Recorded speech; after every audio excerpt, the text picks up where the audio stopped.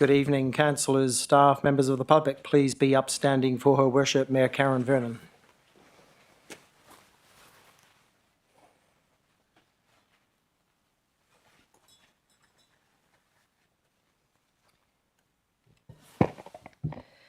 Good evening, everyone. It is now 6:30 p.m. and I'll declare this ordinary council meeting of the Town of Victoria Park is open. We'd like to begin with an acknowledgement of country for the traditional owners. Nandjarapan Wajak Nunga, Buja Yakan Nidja Bilya Barduk. I am honoured to be standing on Wajak Nunga country on the banks of the Swan River. Nankarach Nunga Mort Ken Karak Nidja Wajak Nunga Buja. Nankarach Nidja Nunga Brudia Kura Yeye. Border Balapan Mordich Nunga Karajan Mort where Buja Yeye. I acknowledge the traditional custodians of this land and respect past, present and emerging leaders, their continuing cultural heritage, beliefs and relationship with the land which continues to be important today. Nanyunka Balapan Nunga Brudia where Mort Nidja Buja. I thank them for the contribution made to life in the town of Victoria Park and to this region. Please be seated.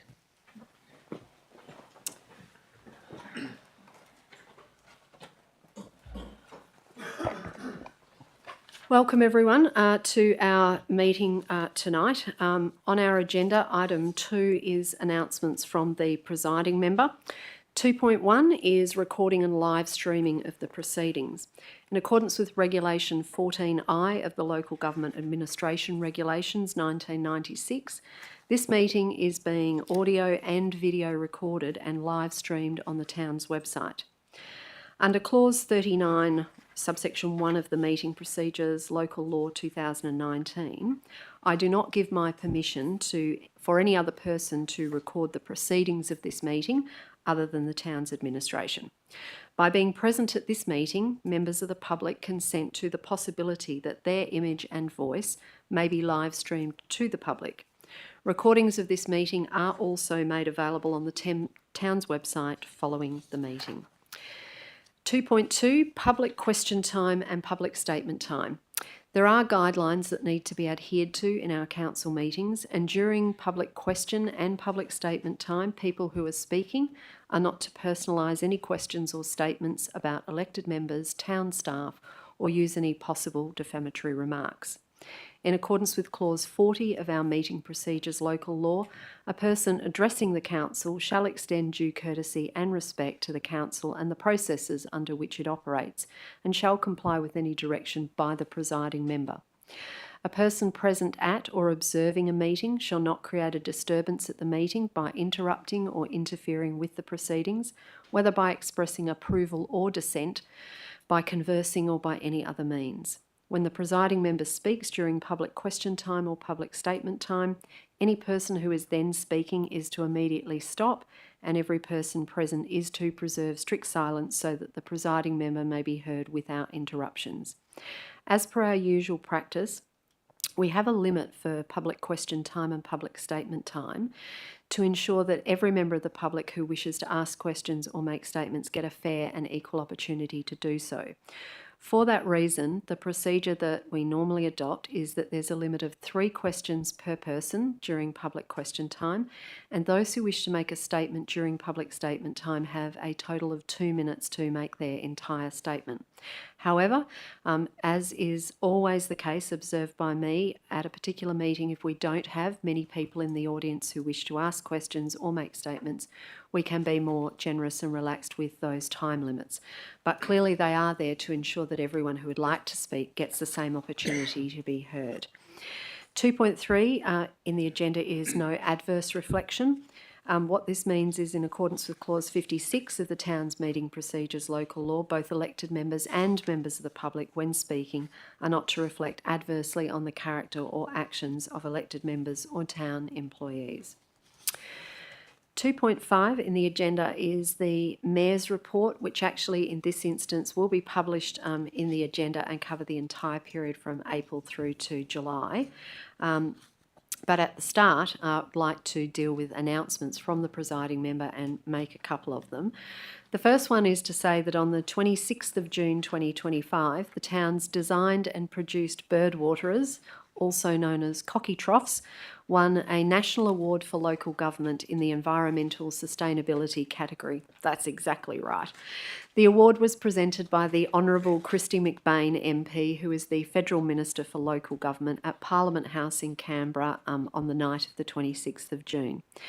A huge congratulations on behalf of our council to all those Town of Victoria Park staff, both present and past, who've been involved in this amazing project since its inception in 2018, with very special recognition and thanks going to those who both designed and developed it over the years, particularly Gregor Wilson, the Manager of Infrastructure Operations, and Steve Sidlowski, Urban Ecosystem Supervisor, and to those members of our Parks and Operations team at the depot who regularly oversee the assembly, the quality control and the delivery orders going out to the growing number of organisations who are purchasing our birdwaterers.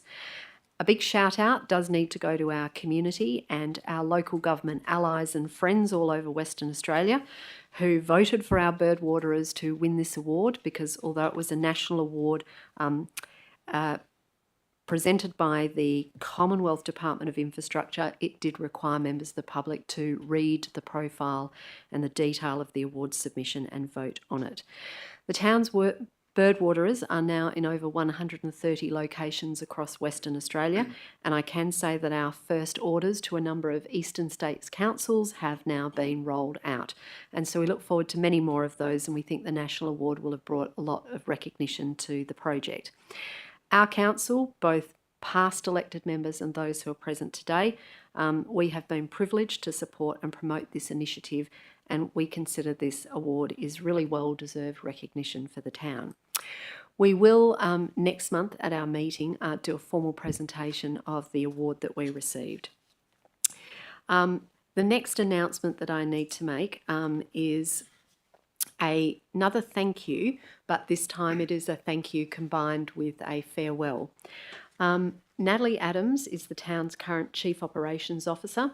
She started with us in 2021 and she has been in that role ever since, and she has now given her notice to the town and will be finishing with us in mid-August, but before our next ordinary council meeting. So as per our tradition, this is the last council meeting that she attends in a full ordinary council meeting setting, so it's appropriate for me to reflect upon her service to the town and our community and to formally thank her for that. Natalie, as the Chief Operations Officer, heads up a very large division of the town that is quite diverse.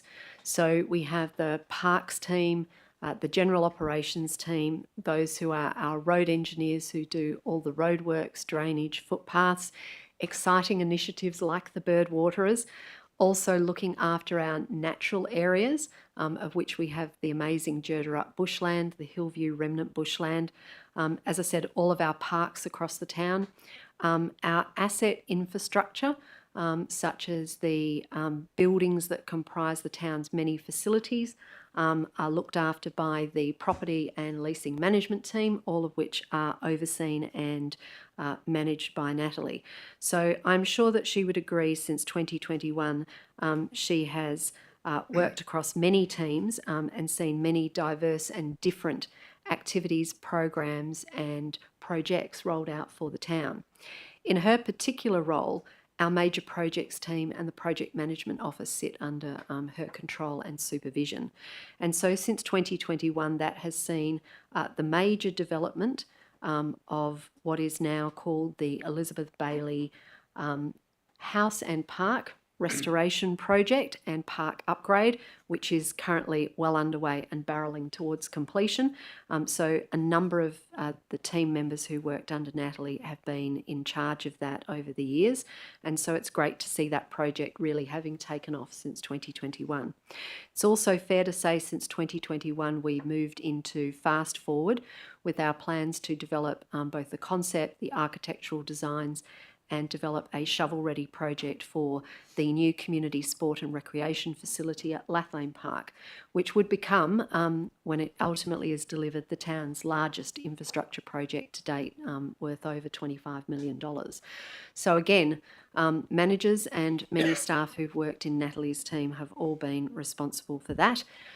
We also have our exciting McCallum Park Active Zone project, which although it began perhaps one could say in perhaps 2017-18, probably really only took legs in the last couple of years to become an active project, and most of the works there now, except for the final finishing touches, have been finished. We don't have an official launch date yet to go public with it, but nonetheless, these are major infrastructure projects that really advance the types of community facilities we can offer our community to make their lives so much more exciting and interesting. So for that and many other reasons that Natalie has been responsible for, everything from one of my personal favourites, recognising the need for proactive drainage works and starting things like that, to how we deal with asset management, how we deal with leasing of properties and the like. Natalie has been involved in leading all of those major initiatives. So on behalf of Council, we thank you, Natalie, for your dedication to this role, for the things that you and your team have delivered for our community. We are enormously grateful and we wish you every success in all of your future endeavours. So thank you. Could I please ask you to put your hands together for a round of applause for Natalie Adams.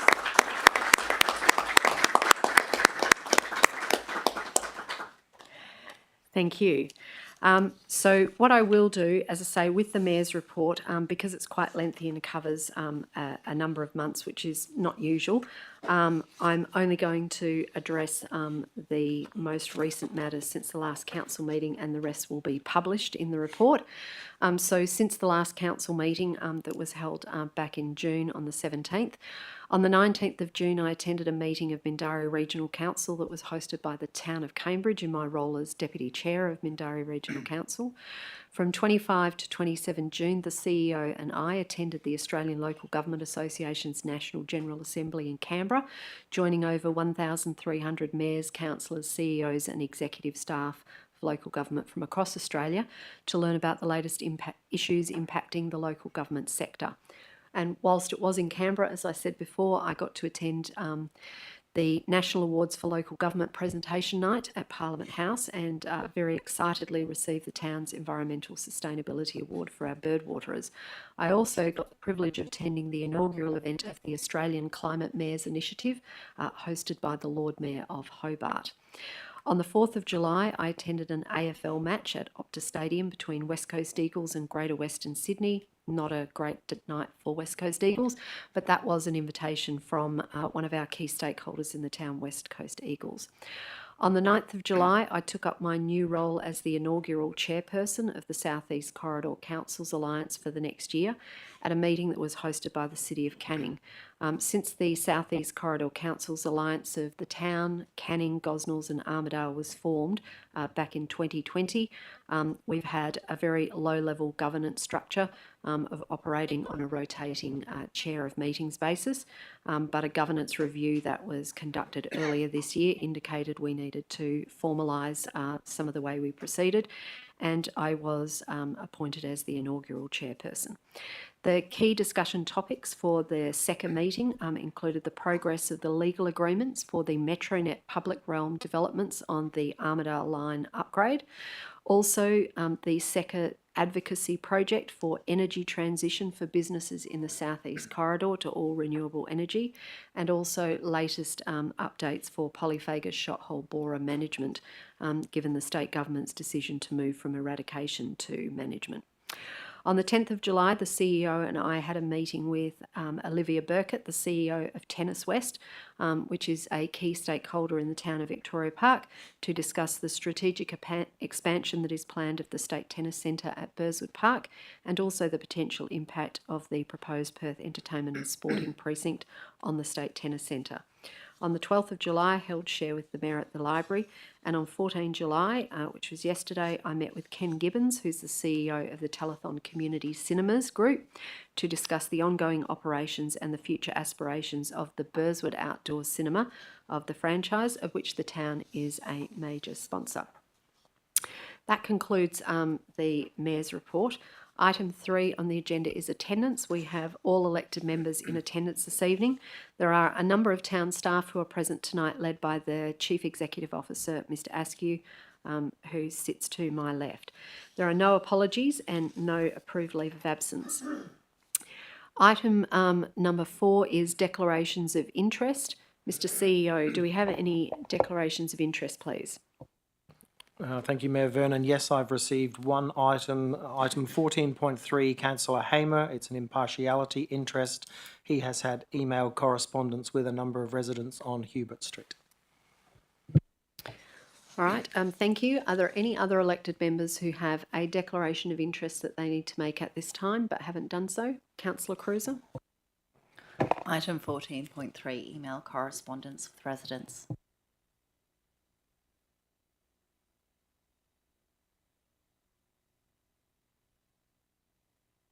Anyone else? No? Oh, Councillor Devereux. Item 14.3, I've also received correspondence regarding 14.3 about Hubert Street parking. Thank you. All right, thank you. Next item on the agenda is item 5, which is public question time, which I'm now going to officially open at 6:46 p.m.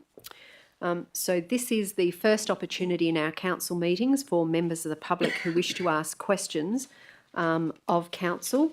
And I do already have a list here with an indication of some people who would like to ask questions.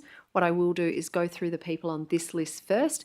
If your name is not called out from this list, but you still wish to ask a question, I will throw it open generally to the public gallery after I've asked the people on this list first. So you won't miss out on an opportunity if you're still wanting to ask some questions, even if your name is not currently on this list. So the first person on the list, Brian E. Witten, please come forward. We ask you to state your name and your suburb only, which is a requirement under our meeting procedures local law, and then we look forward to hearing your questions. Just press the button at the front. Yep, and when the red light comes on, you're good to go. Hey, my name is Briony Witten and I live in East Victoria Park. I wanted to ask about the Town of Vic Park's pest management procedures, plans, policy. I was wondering what the Town of Vic Park has to protect native wildlife and domestic pets from second-generation anticoagulant rodenticides, well, like rat sack, basically. To protect wildlife from eating creatures, rats, that have been poisoned in that way.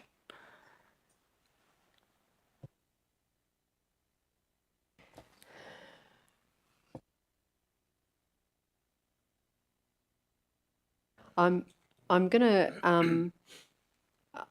have to take that question on notice. Ordinarily, I probably would have thought it would have gone to the operations team, but it is a large team and there's obviously an issue about who does what with regards to buildings versus our management of public open spaces.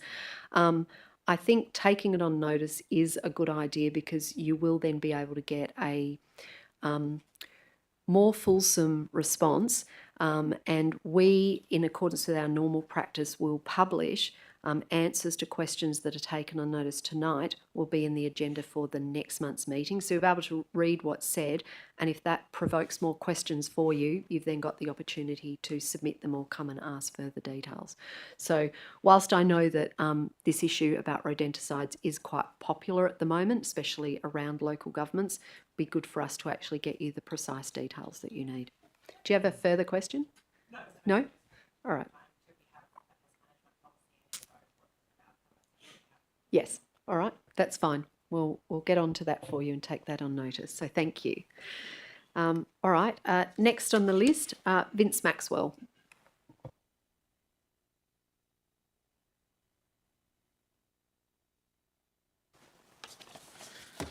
Good evening, Mayor and Councillors. Vince Maxwell from Victoria Park. Before the council voted on the budget last Tuesday, I tried to ascertain how many of the new capital works projects were ready to go, but I didn't really get a straight answer. So now a full week has passed since the budget was adopted. Can you advise how many purchase orders have been issued against the newly approved capital works projects? Gonna direct that question to Mr. Yeo. Is that one that you can help me with? Through the chair, we probably need to take that on notice as well. Right, we'll take that on notice. So we need to take that on notice, Mr. Maxwell, because obviously invoices against new capital works programs probably largely in part emanate from Ms Adams's team, but then they go through to procurement, which are in finance team. So we'll take that on notice so we can give you a detailed answer. It was purchase orders, not invoices, but that's Oh, fine. sorry, my mistake. I did hear you say purchase orders. That's what I meant to say, purchase orders. No worries. Do you have another question? I do. How many vehicles are currently in the town's fleet?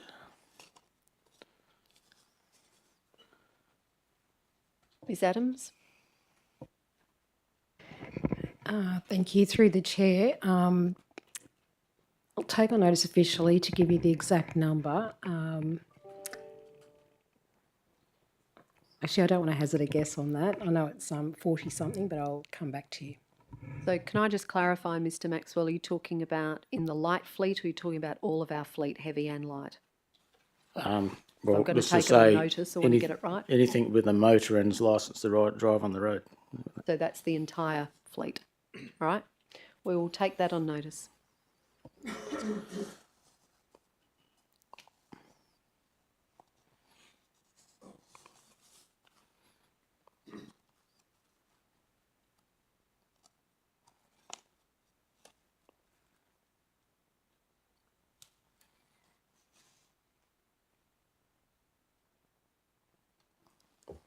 Is there something else, Mr Maxwell? I do.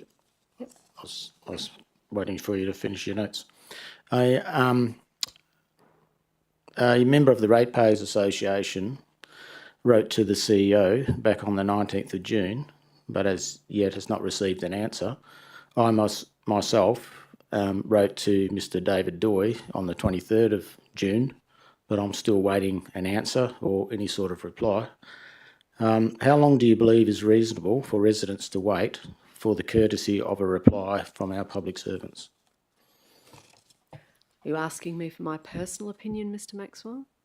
Well, personal or official, whatever. Well, I want some answer. the town does have a customer service charter, which I understand applies to town staff, and that would include the Chief Community Planner and the CEO. I think I probably take the view that my own expectation is a reasonable timeframe depending on the subject matter of the inquiry. If the subject that is inquired about in writing is incredibly complex or complicated, it might require a CEO or a Chief Community Planner to consult with a number of members of staff in their team in order to put together an answer, and that will probably have to sit alongside other competing priorities. So I personally wouldn't put a precise time frame on it, but I can ask Mr CEO in terms of the general position of the town, what is the general expectation that our community should have for when they should receive responses from members of the town staff if they write in with a letter or an email. Mr CEO? Thank you, Mayor Vernon. And yes, I would support your comment that it is generally in line with the Customer Service Charter, and normally there is an acknowledgement and then a fuller response as required.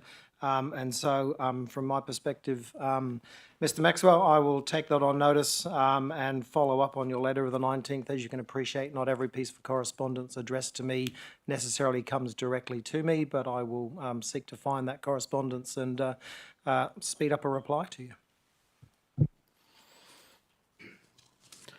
Thank you.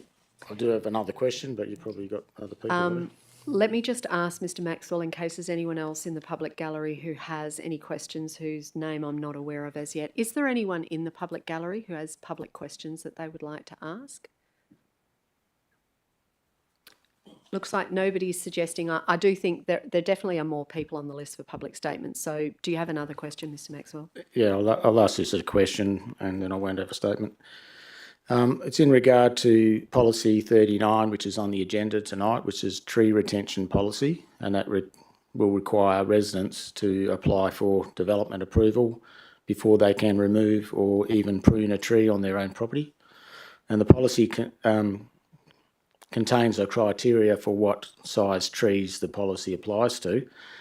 So how many trees that fit the criteria in the policy has the town or Black Oak removed from the Edmund Millen property?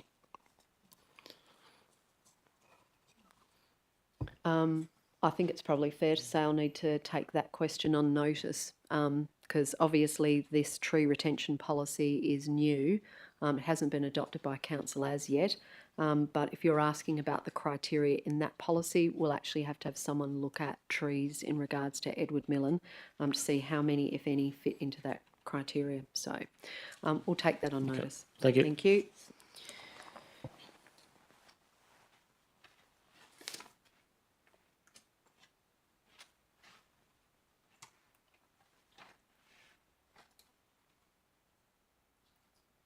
All right, one final time. Any other questions? Anybody in the public gallery? No. In that case, at 6:56 p.m, I am going to close public question time. Item 6 on the agenda is public statement time, which are now open at 6:56 p.m. First person on the list to make a statement, Luke Grattan. As say, please come forward. You heard before, just state your name and your suburb for us, and then we look forward to hearing your statement. Sounds good. Do I have to press any buttons or are we good to go? No, you're already on microphone because I can see the red lights on, so you're good to go Awesome. when it suits I you. am And if gonna we throw- can get you to please try to confine it as close as you can to the I'm going to 2-minute put mark. a quick timer on my clock Very efficient. just to let me know. And my name is Luke Grattan and I'm from East Victoria Park, from Hubert Street, so that might give you an idea of where I'm going to talk about. Nice to meet everyone here at the council. Obviously, my name is Luke Grattan. I'm from Hubert Street. I'm living at 36A Hubert Street. I'm looking to come here just to make a bit of a statement regarding the parking arrangements. Obviously, there's been a lot of talk about that. I have sent out an email probably about a week ago stating a couple of reasons I don't agree with the change in policy. But to kind of summarise it broadly, reducing the parking down is going to put a big burden onto the people living at these places because it is then requiring us to shift our cars into such a way that it will be blocking the sidewalk for people who are going along, which I worry is going to become an issue for people with prams, people in wheelchairs, cyclists, people going along that way. And is also going to make it more difficult for people who are visiting. I'm aware that there is some discussion about this being a way of dealing with cars being sideswiped. I'm not sure that is something I would be particularly concerned of compared to what I think is the bigger issue, and which I think some other people from Hubert Street agree with, which is that because the street is behind Albany Highway, people use it as a cut through to get past Albany Highway. And because of that, cars go along at a very fast pace, which then puts, people crossing, kids, potentially pets at risk of injury. And keeping the parking on both sides acts, if we're looking at urban design thoughts, when you've got a road which has a higher level of complexity, people naturally slow down. By having cars either side, it's sending a signal to people to slow down. My concern is that if we remove the parking along one side, that is going to increase the area that people can move on the street, which is then actually going to increase the speed which people are travelling down the street and is going to worsen the issue from the perspective of Hubert Street residents. And that is 2 minutes. I'll stop there. All right. Thank you, Mr. Grattan. Appreciate that. Next on the list, and I hope that I have pronounced this correctly and don't do you a disservice, Maya Churchill.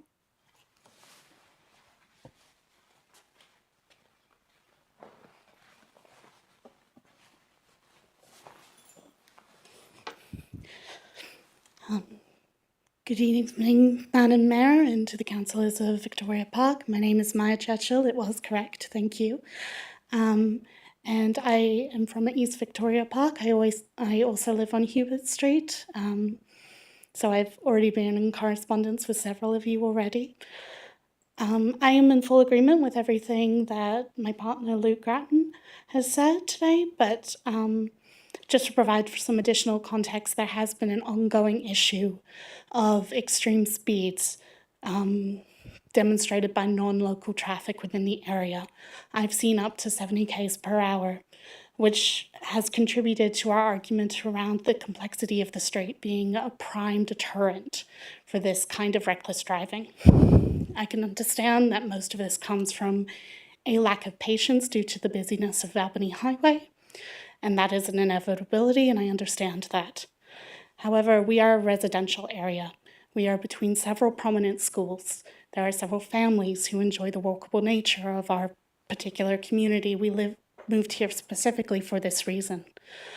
And my concern is without any sort of deterrent that, and again, with the parking modifications, opening up the road to further enhance speeds, we are going to see much more risk of injuries to persons and property. And my main suggestion has, of course, been speed bumps, and I understand that is a change not easily done and can come with some controversy on its own.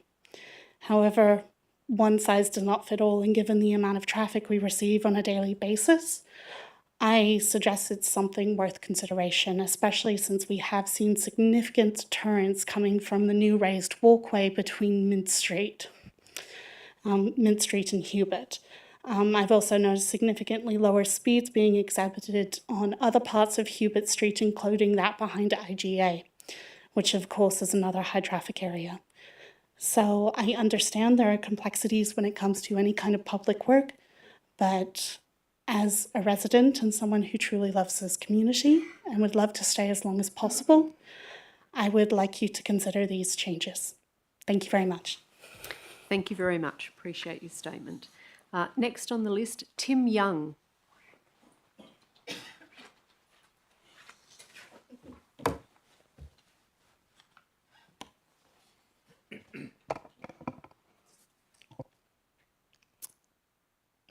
Hello, my name is Tim Young. I'm from East Victoria Park. Before I make my statement, I would also like to thank the Council for providing the answer to the questions of notice of the previous meeting. It was very comprehensive, and I thank you for your efforts in finding that information for me. And following on from that, I would like to make my statement, which is that the town of Victoria Park, as I think we can all agree, is a wonderful place to live in. It is an incredibly diverse population, and a very short walk down the Albany Highway Strip quickly demonstrates that. Collectively, our neighbourhood comes from every single part of the planet. As of the most recent census, which was 2024, the population of this town was put at about 42,352 people. Of that population, 461 identified themselves as being from one of the many Arabic nations, including a quickly growing population of Palestinians, some of whom I had the privilege of getting to know at the recent Ashiana refugee event organised by the town of Victoria Park, which was listed in the answer to the previous question on notice. For months now, we have witnessed an escalating crisis, and the images and reports emerging from Palestine and from Gaza are harrowing.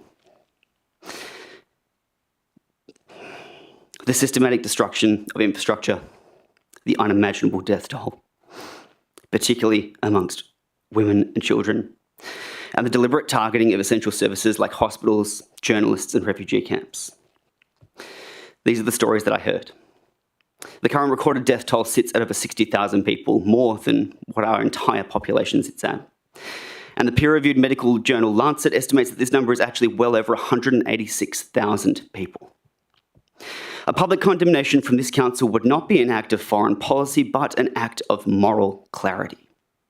It would demonstrate that our values of justice, of human dignity, and the protection of innocent life extend beyond our city limits. It shows that our residents, especially those who are family and friends who are directly impacted, that we stand in solidarity with them and from the victims of all oppression. While our responsibilities are local, our humanity is global. As council members, you have a louder voice than most in our community. You are heard when others are not. As elected representatives of this incredible, diverse community, there is a moral obligation to use those voices and to add them to the chorus of other councils, community leaders, and United Nations who are all saying the same thing. We should be demanding an immediate and honest ceasefire. We should be demanding the unimpeded flow of humanitarian aid. We should be demanding accountability for all violations of international law. I would like for you as individuals and as our elected council to take a principled stand on this. and let us publicly condemn the genocide in Gaza. Thank you. Thank you. Next on the list, Nita Blackwood. Please come forward, state your name and suburb. I apologise. I'm looking at what's written. Is it Neela? Did I get it wrong? Nada. Thank you. I apologise. No, all good. Thank you. My name is Nada Blackwood and I live in Ullamara. But as I've said last month, that we are very active in the community. My daughter goes to the local school and, yeah, very socially committed and economically committed to Victoria Park. As a teacher, parent, and active community member, I'm here because I believe in Victoria Park's commitment to inclusion, safety, and justice.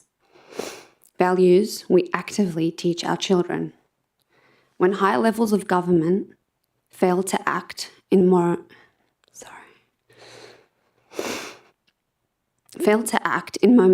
of moral crisis, as we've seen with their silence on Gaza, it comes down to local communities like ours to step up. We cannot celebrate multiculturalism here while remaining passive. Sorry, it's a lot harder than I expected. All right, take your time. While remaining passive towards atrocities abroad that violate everything we stand for. This isn't just about foreign policy. It's about upholding our values, ground in human rights. The International Court of Justice has named what's happening in Gaza plausible genocide. My Jewish colleague and founding member of Jews for Palestine calls it the Holocaust of our time. When history looks back, it won't ask about jurisdictional lines. It will ask if we lived our values when it mattered most. We organise here because all change begins in community. It starts by refusing complicity, by saying very clearly Victoria Park will not bankroll suffering with silence. We lead by holding ourselves accountable, not because it's easy, but because inclusivity without integrity is empty. Our council's power isn't just in parks or rates, it's in our moral authority. The choice to ensure every policy, partnership and action aligns with the human rights we champion locally. When state and federal leaders abdicate their responsibility, local government becomes the last ground where justice can take root. This is how we protect our community and model our children what ethical courage looks like. I'd like to end with a question not to be answered tonight, but one for all of us to continue referencing back to as we watch the genocide escalate in horror. As custodians of our shared values, how will we all, including this council, ensure every decision upholds the rights we defend at home? The world is watching, and our children are learning. We must stand on the side of humanity, not because others do, but because it is who we are. Thank you. Thank you. Next on the list, Amanda Sagambaluri.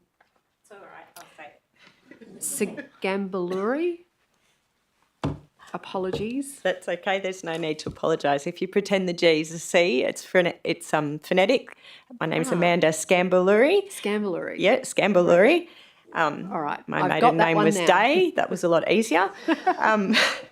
Thank you, Mayor Vernon, councillors and council staff for allowing me to make a statement. My statement refers to agenda item 14.3, Hubert Street Parking Restriction Project. We're sort of all here tonight, not all of us, but myself and a number of other residents in Hubert Street do not support the current proposal to change parking restrictions along the length of Hubert Street, primarily for safety reasons. Whilst congestion at the Miller Street end down near the Boston Brewery is a real problem, we fear that the current proposed solution will increase both the volume and the speed of traffic. Hubert Street's a suburban street and should not be a route for rat-run traffic that should be using roads like Shepparton Highway. Reducing the number of cars parked along the length of Hubert Street will only further encourage rat-run drivers. As stated by the project team, with parking reduced to one carriageway, this would allow for consistent and clear two-way traffic. So that's exactly the environment that's needed for increased volume and speed. There was 41 of us that signed a letter and then more of us that signed a petition, and we do support, no stopping line markers for driveways, but we do not support the parking being limited to one side of the carriageway.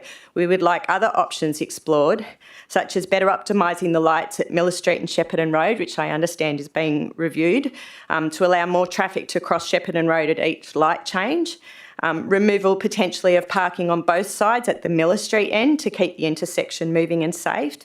Potentially residents-only parking, particularly again towards that Miller Street end to deter non-residents from parking, or parking restrictions during peak periods or when the garbage trucks come through, which is when the congestion is occurring. You could even look at a raised intersection such as the one that we have down at the Mint Street end, although I understand that comes at significant cost.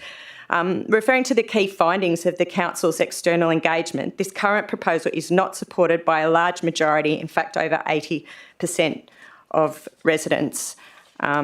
We would like the councils instead to address safety and driveway obstruction through other suggestions that we have made and in line with the 40-kilometre safe speeds project. Thank you. Thank you. Next on the list, Teresa Jones. Please come forward.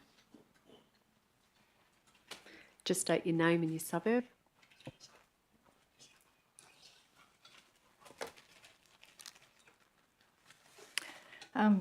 Good evening, Mayor and councillors. Thank you for the opportunity to speak. My name is Teresa Jones and I live on Hubert Street towards the Mint Street end. I oppose the plan for Hubert Street, which is before council tonight. In March, the residents of Hubert Street were contacted regarding proposed changes and invited to provide feedback. Time and energy was spent on preparing responses with the normal expectation that our feedback would inform the plan ultimately presented to council for approval. However, despite 82% of respondents opposing the plan, nothing's changed.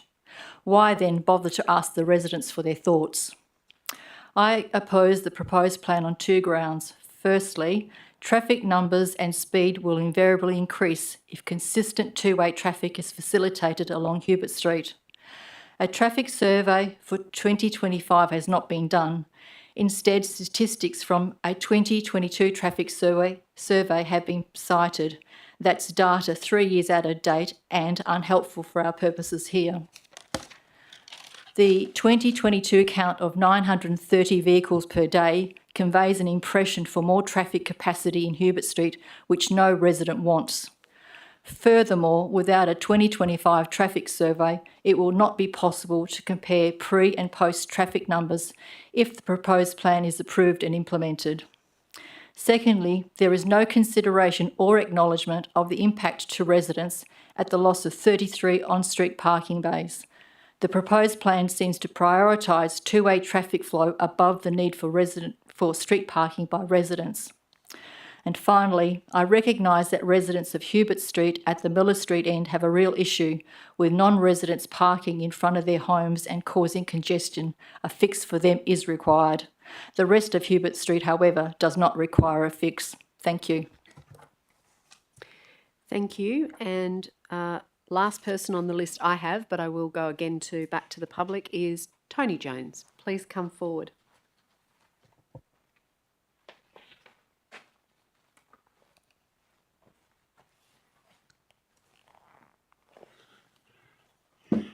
Thank you, Mayor Vernon.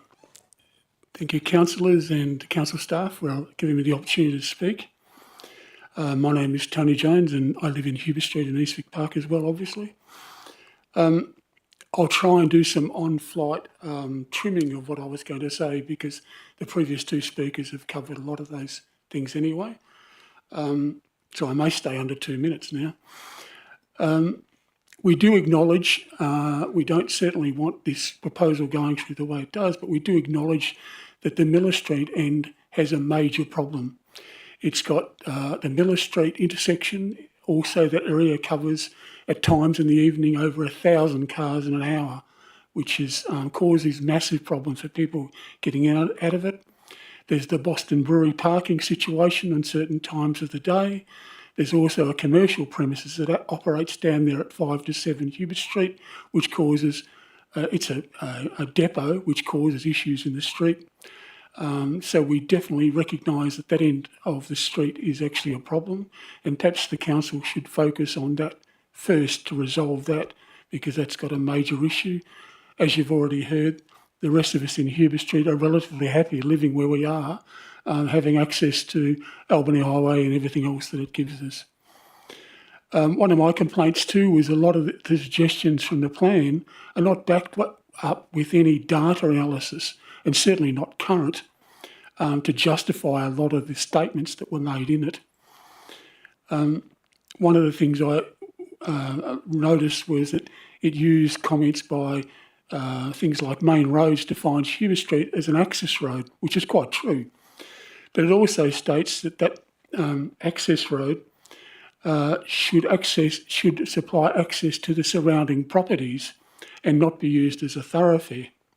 It also states heavy vehicles shouldn't be using the area as well either, unless they're servicing the properties. Under this proposal, even the large rubbish trucks would still have to manoeuvre their way down our street because it is relatively narrow. But strangely enough, if they came between 9 o'clock in the morning and 4 p.m. in the afternoon, they'd probably find their street deserted. In a comment about emergency vehicles they made in the plan proposal, in my 37 years of living there, I have never heard of or witnessed an ambulance or a fire truck having difficulty in our street reaching a property. Sorry, I'll just skip a bit there. The biggest question I guess I have is, how is it going to be made safer by this change if it's going to introduce more vehicles? And it will if it becomes a thoroughfare. Mr. Google will make sure of that. And also they will travel faster because that's human nature. I don't understand too the claims that it will actually make pedestrians in our streets safer by removing 33 parking spaces. And as a cyclist myself, I know that I'm at risk everywhere in the town where you combine cyclists and traffic, no matter whether there's parking on one side or two sides of the street. We also have in our streets some magnificent verge trees, and we have cars now parking on the verges as well. So this also causes visual obstructions for people going in and out of their driveways. But surely we don't wish to reduce the verges or remove any large trees just because people can't see. The traffic travelling down the street at the speed will make the thing dangerous. Once again, I think someone did mention that even if we have continuous two-way traffic flowing down the street, we'll still have driver confusion, because I've witnessed it. We'll still have congestion and we'll still have possible conflict, but only at higher speed. If drivers can't or won't give way, accidents are still going to happen.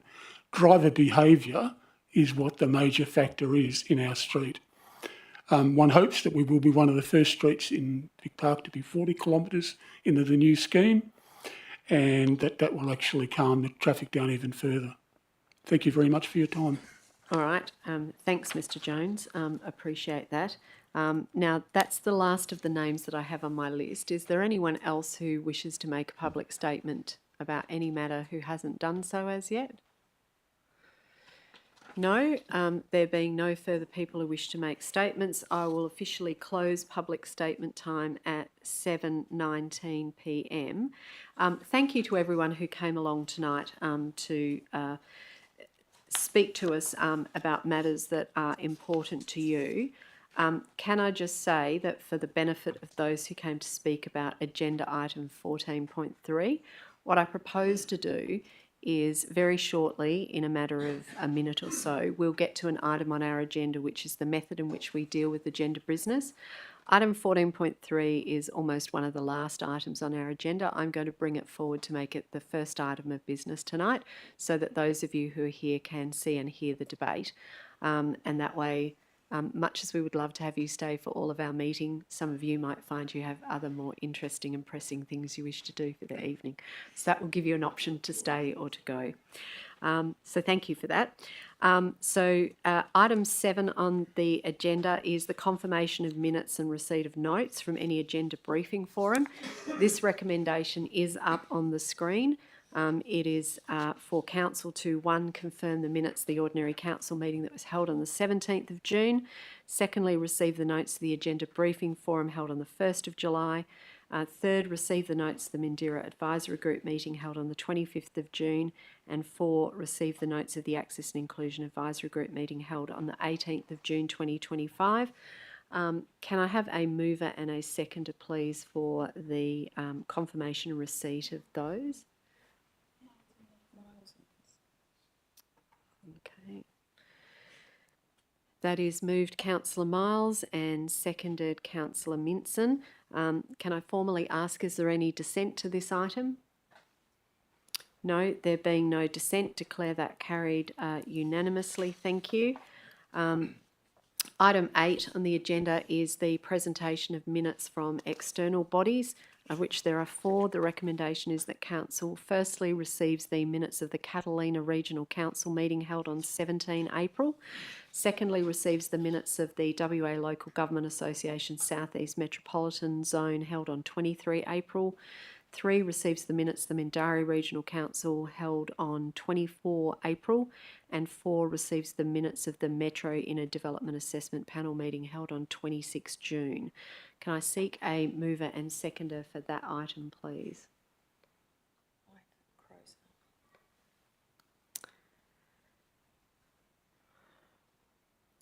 That was moved by Deputy Mayor Ife, seconded by Councillor Cruiser.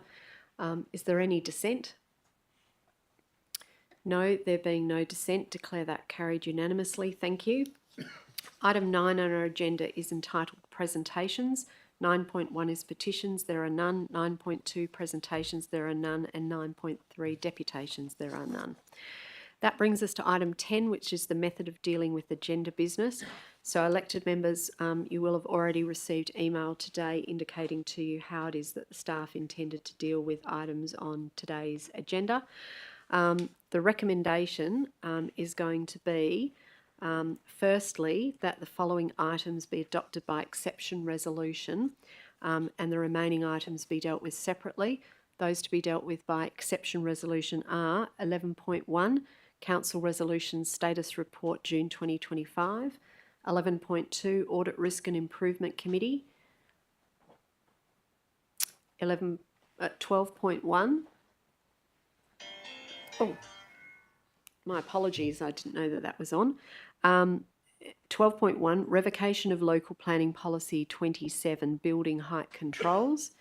12.3, Adoption of Local Planning Policy 46, Sustainable Development, and Revocation of Local Planning Policy 36, Climate Control Energy Efficiency. 12.5, Endorsement for Advertising, Draft Arts and Culture Strategy 2026 to 2030. 12.6, Endorsement for Advertising, Library Services Strategy 2025 to 2030. 12.7, Endorsement of the Youth Action Plan from 2025 to 2028. 13.1, TVP 2509, Maintenance of Bores, Pumps and Associated Works. 13.2, TVP 2511, FOGO Processing. 14.1, Statement of Accounts, May 2025. 14.2, Financial Statements, May 2025. And point 2 is that item 14.3 be brought forward to the start of the items of the agenda for the convenience of the meeting. Can I seek, please, a mover and a seconder for this item?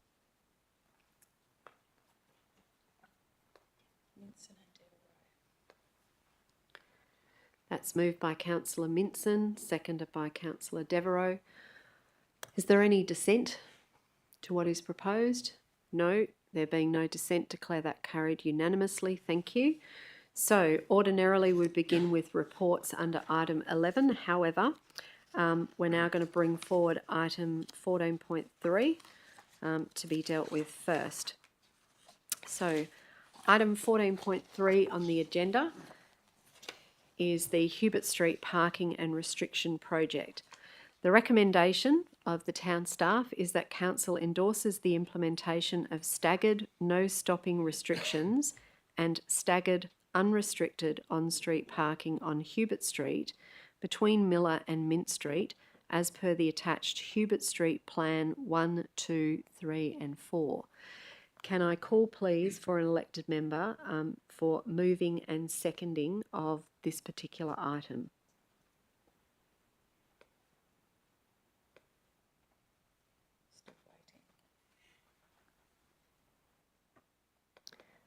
Mover and a seconder. Right, you're waiting. I'm just trying to refresh my screen up. I'll move the recommendation. Seeking a seconder.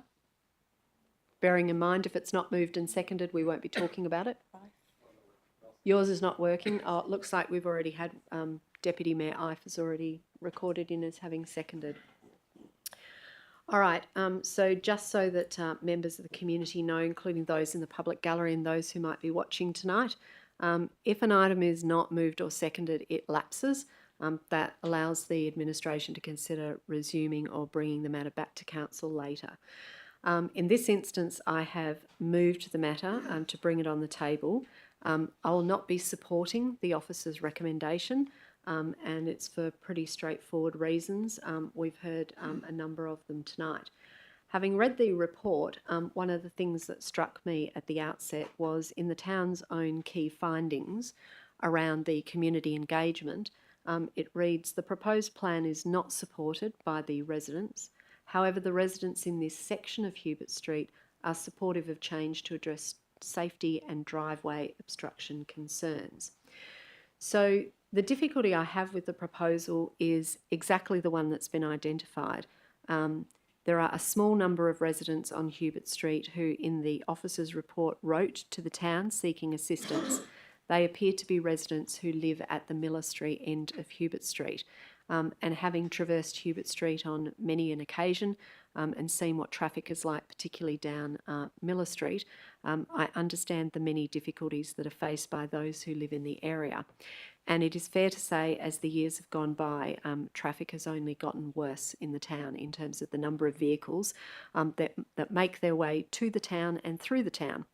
And our roads are a nice convenient grid system, so they make it easy for drivers to find an alternative if the road they choose to be on is too busy, and they look for one of our local residential roads to access where they want to be. So I'm not convinced, having read the officer's recommendation, that what is being proposed with regards to the parking restrictions is going to solve this particular problem. I am very acutely aware, after 7 odd years on council, that when we make decisions that change the parking restrictions or lack thereof on a street, we invariably cause flow-on consequences in other surrounding streets. Because traffic, like water, flows, it finds a way, and I'm concerned that removing parking from one side of the street will not only deprive residents on Hubert Street of opportunities to park close to their own residences, but I'm concerned that it actually will give a freer access way for traffic to move, particularly between Mint Street and Miller Street. I am concerned about safety, and I take on board the things that have been said, not just by those residents of Hubert Street that live closest to the Miller Street intersection, but all of them.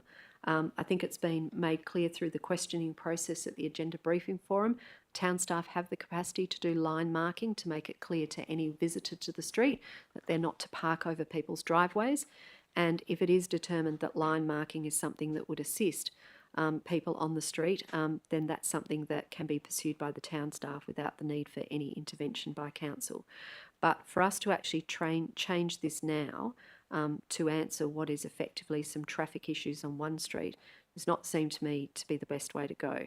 I think at the agenda briefing forum, I'd asked the question of whether there'd been any kind of collaboration or even a town hall style meeting, even something here at the administration centre where we invited residents to come and share their experiences and talk through why different options might be feasible or not feasible. It appeared that that step hadn't been taken. I still feel like that's an opportunity that we may have missed, and there may still be time for that opportunity to be taken up. So for those reasons, I don't support the officer's recommendation at this time. Deputy Mayor Ife, as the seconder of the recommendation, do you wish to be heard? Yes, thank you, Mevan. And I'm also not planning to support this. I seconded it in order to get it on the table. I'm not quite as sold on not supporting it immediately as other people are, because I find this street enormously frustrating. On the occasions when I do need to go down it, it feels very unsafe, having to form just one lane of traffic, and it feels like there cannot be a long-term solution of having cars parking on both sides of the road as they currently are. It does cause problems, and I'm sure it causes problems with people reversing out of their driveways. However, I don't think that we've quite landed on the best solution yet to this particularly sticky problem on this street. So I'm not willing to support this proposal, especially since it simply doesn't have the support of the community. I think that this is a perfect example of an opportunity for us to invite the residents of Hubert Street to get together with the town staff and design a solution that meets the requirements of everybody involved, that ensures that the speed isn't a problem, but also ensures smoother traffic flow down that street in a way that allows people to move more safely. So I'm not willing to support it, but I really don't like Hubert Street at the moment, and I'm looking forward to a better solution on that street. Thank you. Thanks, Deputy Mayor Ife. I'm going to ask if there are any questions that elected members wish to ask about this item. Normally I would go to inquire whether or not there was any dissent, but given that the recommendation is one that both the mover and the seconder have spoken against, that makes it a little bit a waste of time me asking if there's any dissent to the recommendation, since we've yet to hear from anyone speak in favour of it. So I'm going to ask, are there any questions from elected members first? And I think Councillor Hamer, you had your hand up, then I'm going to go to Councillor Melrosa. Thanks, Mayor Vernon. Obviously, I understand that we're being asked to either support or not support this one proposed intervention. But can the officers just make it clear of what other interventions they would be looking to pursue if this wasn't supported, as in possible light changes or other line markings to assist in the, as you alluded to before? Could you just be clear of what would be happening on the street if we didn't support this motion? If we didn't. Yes. All right, so I've been given some guidance by governance that general feedback on parking matters are to go to Mr Pryor, but operational or technical things are to go to Ms Adams.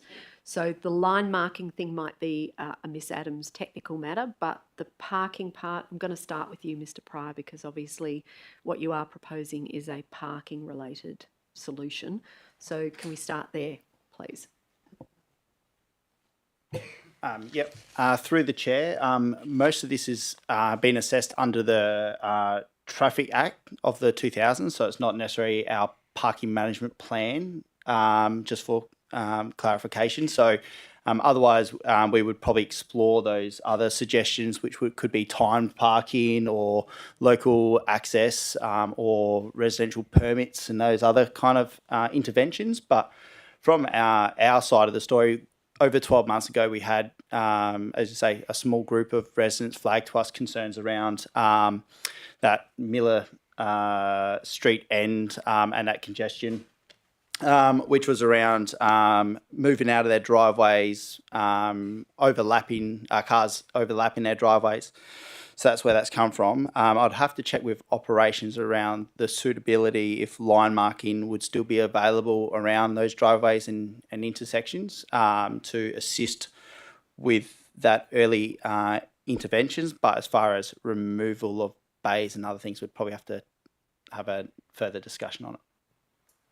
All right, but I think Councillor Hamer's question was a bit broader than that. It was if we were not supporting the officer's recommendation to move to the staggered no-stopping unrestricted parking on one side, what other options, or are there any other alternatives that you can see for addressing the concerns that were raised with the town? And from your perspective, it would be parking related, so things potentially under our parking management plan and intervention matrix before I ask Ms Adams about operational opportunities for things that could be done on the road. Mr Pryor? So probably the things that are of interest to myself and things that we know now are proven, which is time restricted parking. Again, as one of the gentlemen shared, between 9 and 4, you don't have any problems down there. So I don't believe we would get the occupancy data during the whole day to sort of flag 4P parking and those kind of initiatives. So we've had Willis Street, which is just around the corner, where we've put parking restrictions in and removed out, and we did see a decrease in occupancy. But I've driven down this road a few times of late, bit mixed results because of the roadworks at the end. But again, there's definitely times throughout the day where parking occupancy is not a problem, and I don't believe this issue is a parking occupancy problem. It's around safety of cars travelling along Hubert Street. But that's my perception at this moment. Until we gathered more occupancy data on those streets, and again, that would need to be outside of that 9 till 4. It'd need to be those after hours to really get an understanding, and then obviously weekends because of that that traffic that's occurring around that precinct. All right, now I'm going to go to Ms Adams for the road section of it. So obviously we have heard, because there have been suggestions and it is referred to in the report. So now we're looking at on-road interventions. So traffic calming interventions that have been mentioned include speed humps, of which there are a variety. There's raised plateaus, there's traditional profile type speed humps. Some other things for the street might be about how we could change the design of the street to impact the flow of traffic, so they could be slow points, anything alike, bearing in mind not the engineer about the size of Hubert Street, but is there anything that you can say in answer to Councillor Hamer's question about alternatives that could be considered by the town? Not saying we have a budget for them, but could be considered in the future if Council doesn't endorse this recommendation. Ms Adams. Thank you. So through the chair, something that can be done immediately is actually the provision of line marking at the driveways, because for users of driveways, it does remain that one of the more effective levers to facilitate use of those driveways, whether that's by the residents or visitors, etc., is to restrict access. So by painting no stopping lines, etc., in front of all driveways. Notwithstanding that, it may still present some of the issues that had become apparent, which was that the crash data that we had looked at was collisions with parked vehicles, etc. So, which was one of the thoughts about restricting that parking to one side and then switching to another side, so for a more unified and clear approach for those entering and exiting, mostly exiting, those driveways. But that is something that we could manage within our budget. And as for some of the other treatments that you mentioned, we wouldn't in the first instance be looking at that until we had some better data on the speeds. All right, Councillor Hamer. Thanks for those replies. But my question was more specific around, if we don't support this motion, which is unlikely, what would be happening, or will nothing be happening on Hubert Street until there was another report to council, or would things happen organically by the officers in their own departments? As in, would the officer look at policing the overlapping of the vehicles that are blocking the driveways, and would the line markings happen, and would the traffic lights at Shepparton be looked at being changed? Would that happen without coming to council? Well, I think the report does say, Councillor Hamer, that line marking is something that the town staff can do without the need to come to council, and Ms Adams is nodding about that. But if your question is, will that absolutely happen if this recommendation is defeated, then probably putting Ms Adams on the spot, is it fair to say that if this officer recommendation is lost tonight, that your team at least will be looking at what could be done to continue to address this issue, or would you be of the view that nothing further would take place unless council were to direct it to happen? Ms Adams? And then I'll ask the same question to Mr Pryor. Thank you, Madam Mayor. I'm happy to commit to us doing the line marking because we've accepted that there is a challenge with ingress and egress from the driveways. So as a minimum, we could cover that operationally. Mr. Pryor? Yep, so just as you can appreciate, the town of Vic Park has lots of parking across there, so we wouldn't be actively patrolling that unless it's based off a complaint. So if there's cars or vehicles or footpaths impeded by cars and that, we would encourage anyone to report that through so we can send a ranger down there, because we've got competing priorities around school zone pickups and other things, which probably sounds like it's going to be clashing with times. So we wouldn't actively be going down there. However, we could, in the interim, just track some of that occupancy data by doing, we got LPR vehicles, which tracks, counts how many cars are down a certain road. The only thing with Hubert Street is it is going to be a bit of a challenge counting cars, because you do have them parking on verge and on street. Our technology is not that good to pick that difference up. But that would give us some indications probably around those peak periods where we're seeing those challenging aspects. Again, not focusing during the middle part of the day where there's not many traffics. But and then if we did see a trend, we then could apply our intervention matrix, but that would be more down time restrictions and other aspects, and we would then obviously have to come and do a level of different style of community consultation about what we do there. Is that everything, Councillor Hamer? Councillor Melrosa? Bear with me with this. I've noticed that Swansea Street and Hubert Street perform the same sort of thing. They're kind of like a rat run to avoid traffic lights, so they've kind of got the same issue. But Swansea Street had some Watts speed bumps installed in June last year, but nothing was done with Hubert Street. What was the motivation for that installation and nothing occurring on Hubert Street when it's likely that they both are suffering from the same situation? All right, I'm going to go to Ms Adams for that. Thank you, through the chair. I don't have the data definitively with me, but with Hubert Street, the data that we do have, albeit it's a few years old, didn't be deemed to have a speeding problem in terms of the 85th percentile. So that's why no speed treatments were considered for this, whereas Swansea Street did have speed that was higher in the 85th percentile. One more question. A couple of the submissions talked about the car park on the corner of Miller Street and Hubert Street. Who owns that land and why is it not being used as a car park even though it looks like one?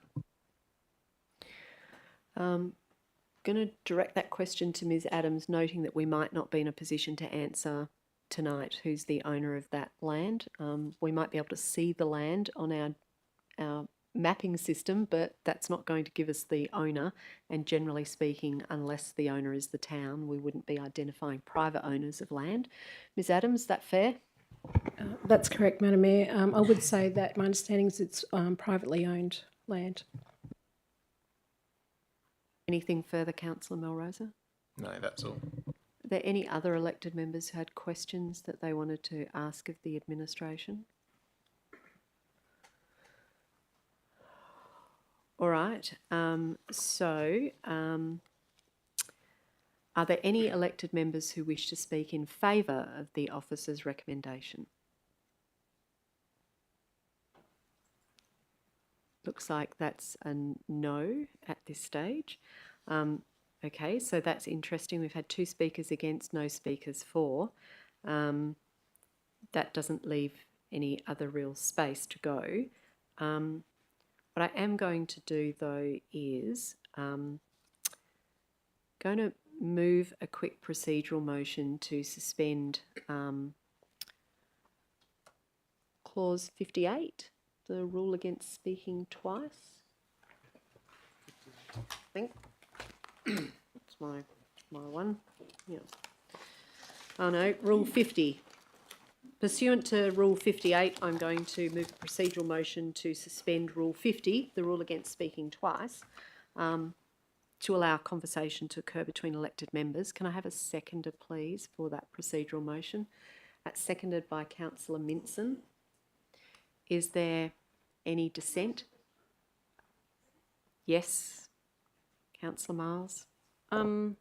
I am not understanding why we are having discussion rather than just voting. Could you just explain what the purpose is, please? If you had allowed me to finish moving the procedural motion, I would have given a reason for it.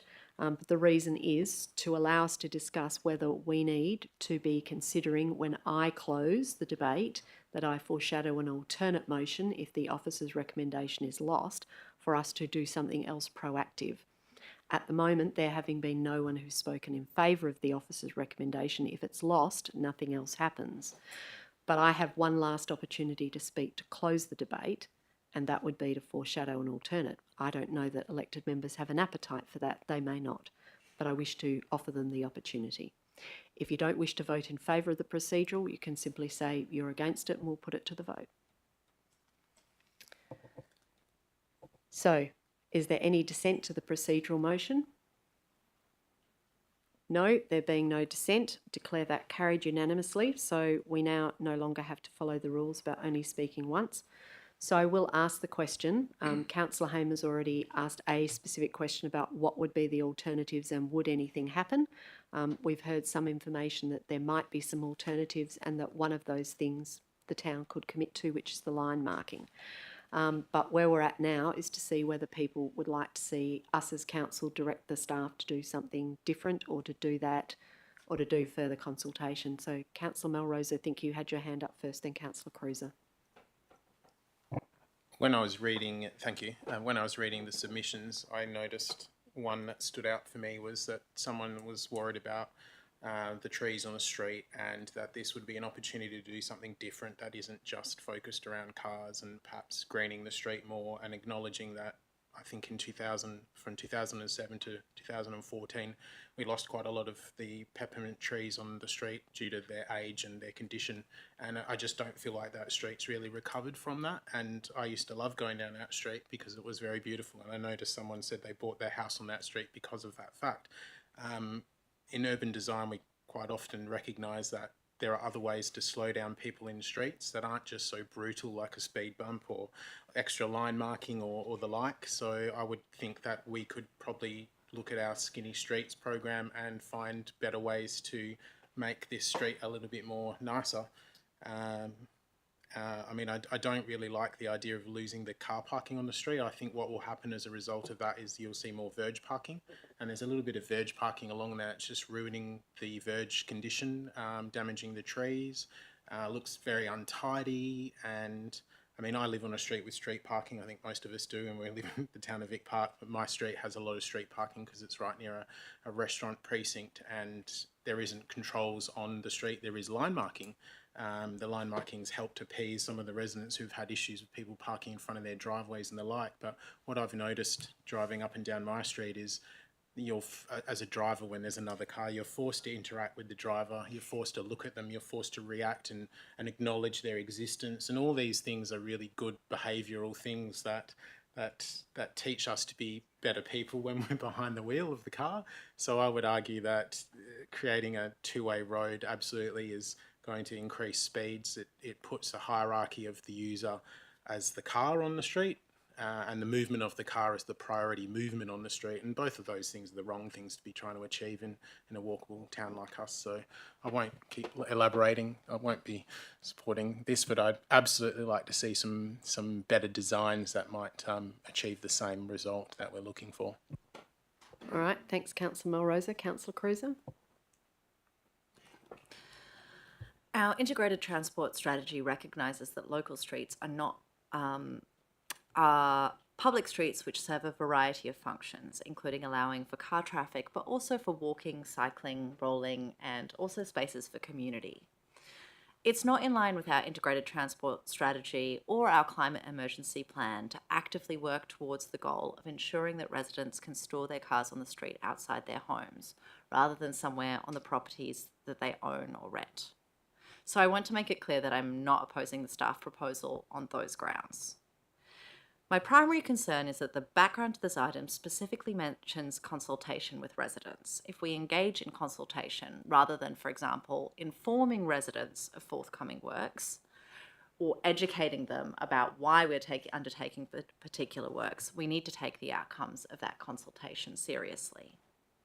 I also hope that future consultation around Hubert Street or other residential streets where we are considering these complex issues of how to balance the residents' use of their street along with people who might want to park there to help support the businesses that help make our area so vibrant and wonderful, along with supporting people who never get in a car, can be done in the context of helping residents to understand the plans and strategies that inform our choices around streets, including our amazing and truly thrilling page-turner of a parking management plan, our integrated transport strategy, the climate emergency plan, all of which should inform the choices we make about how we design and redesign streets. And this is something that we should be working to help residents understand so that they can understand the impact of different options, including some of the unintended consequences of various choices. I'm also really concerned that the proposal put forward by staff seems like it might increase speeds along Hubert Street and encourage higher speed through traffic. I'd really like to see changes to Hubert Street that can help slow traffic to create a safer situation, not just for people who are driving, but also people who are walking, cycling, wheeling, using mobility aids. Doing this might require more design work, and it also probably will require a bit more of a budget than painting some line markings and a lot more thought. And so I'm reluctant to support an alternative motion that gets framed tonight. I would much rather see us reject the staff proposal, give staff time to implement the low-cost changes that they can do, to put some thought into a new proposal and to come forward to that. And I'm also really mindful that there are so many streets in the town right now that are facing similar issues of increasing traffic, high speeds, trying to find ways to support green and active transport. And I would rather that we're actually not necessarily responding just on a case-by-case kind of crisis basis, but that we're thinking about this holistically. And I think that we probably don't have the best chance to do that if we are framing an alternative motion here tonight, and also without the input of many of the residents who can't be here tonight, haven't had a say, might want more time to tell us about what they care about and what they want to see. Okay, so I had thought it would be a more informal conversation, and I do have some things I could say about that. Deputy Mayor Ive. Thank you, Mayor Vernon. I have an informal conversation piece for you, if that would help. I actually would be interested in supporting an alternate tonight if that alternate wasn't really specific about what the parking solutions are going to be and was rather something along the lines of a report back to council in the next 3 to 4 months outlining possible solutions to the parking and traffic issues on Hubert Street, including options for consultation and co-design with the community. Something along those lines I would be very happy to support. So that's where I'm at. Thanks. So thanks, Deputy Mayor Ive. So I had been drafting up a potential alternate motion while I was listening to others.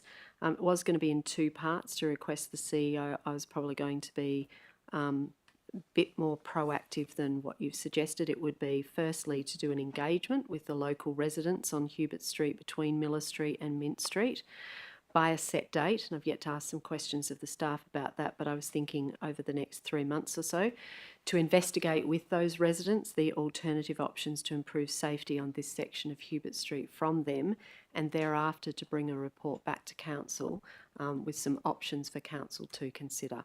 So that's all I was thinking of, so that as an alternate motion potentially is not going to, I think, potentially offend anybody on Hubert Street, because it's not prescriptive at all about where they would go, but it would give many of them the opportunity to have the type of dialogue, I think, with the staff and with each other in a way that they haven't had so far. So that was something along the lines that I had been thinking of.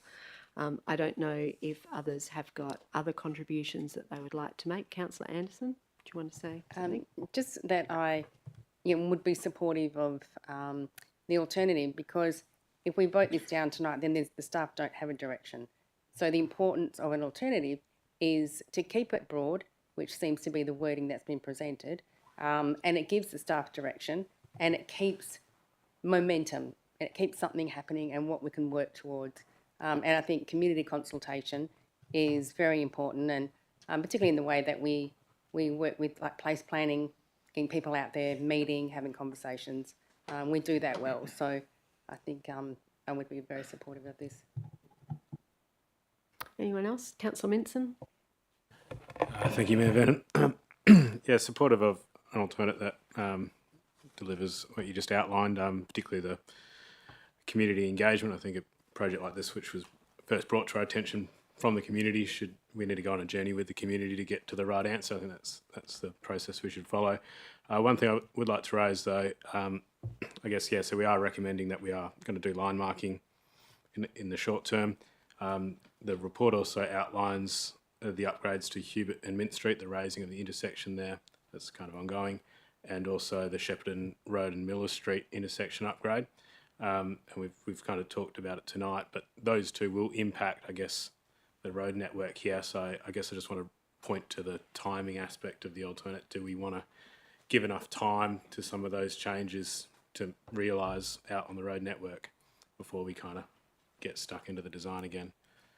So I guess Councillor Minson, members of the community who've lived in the area for a long time will know just how long they've heard about the much hoped for upgrade to the intersection at Shepparton Road and Miller Street.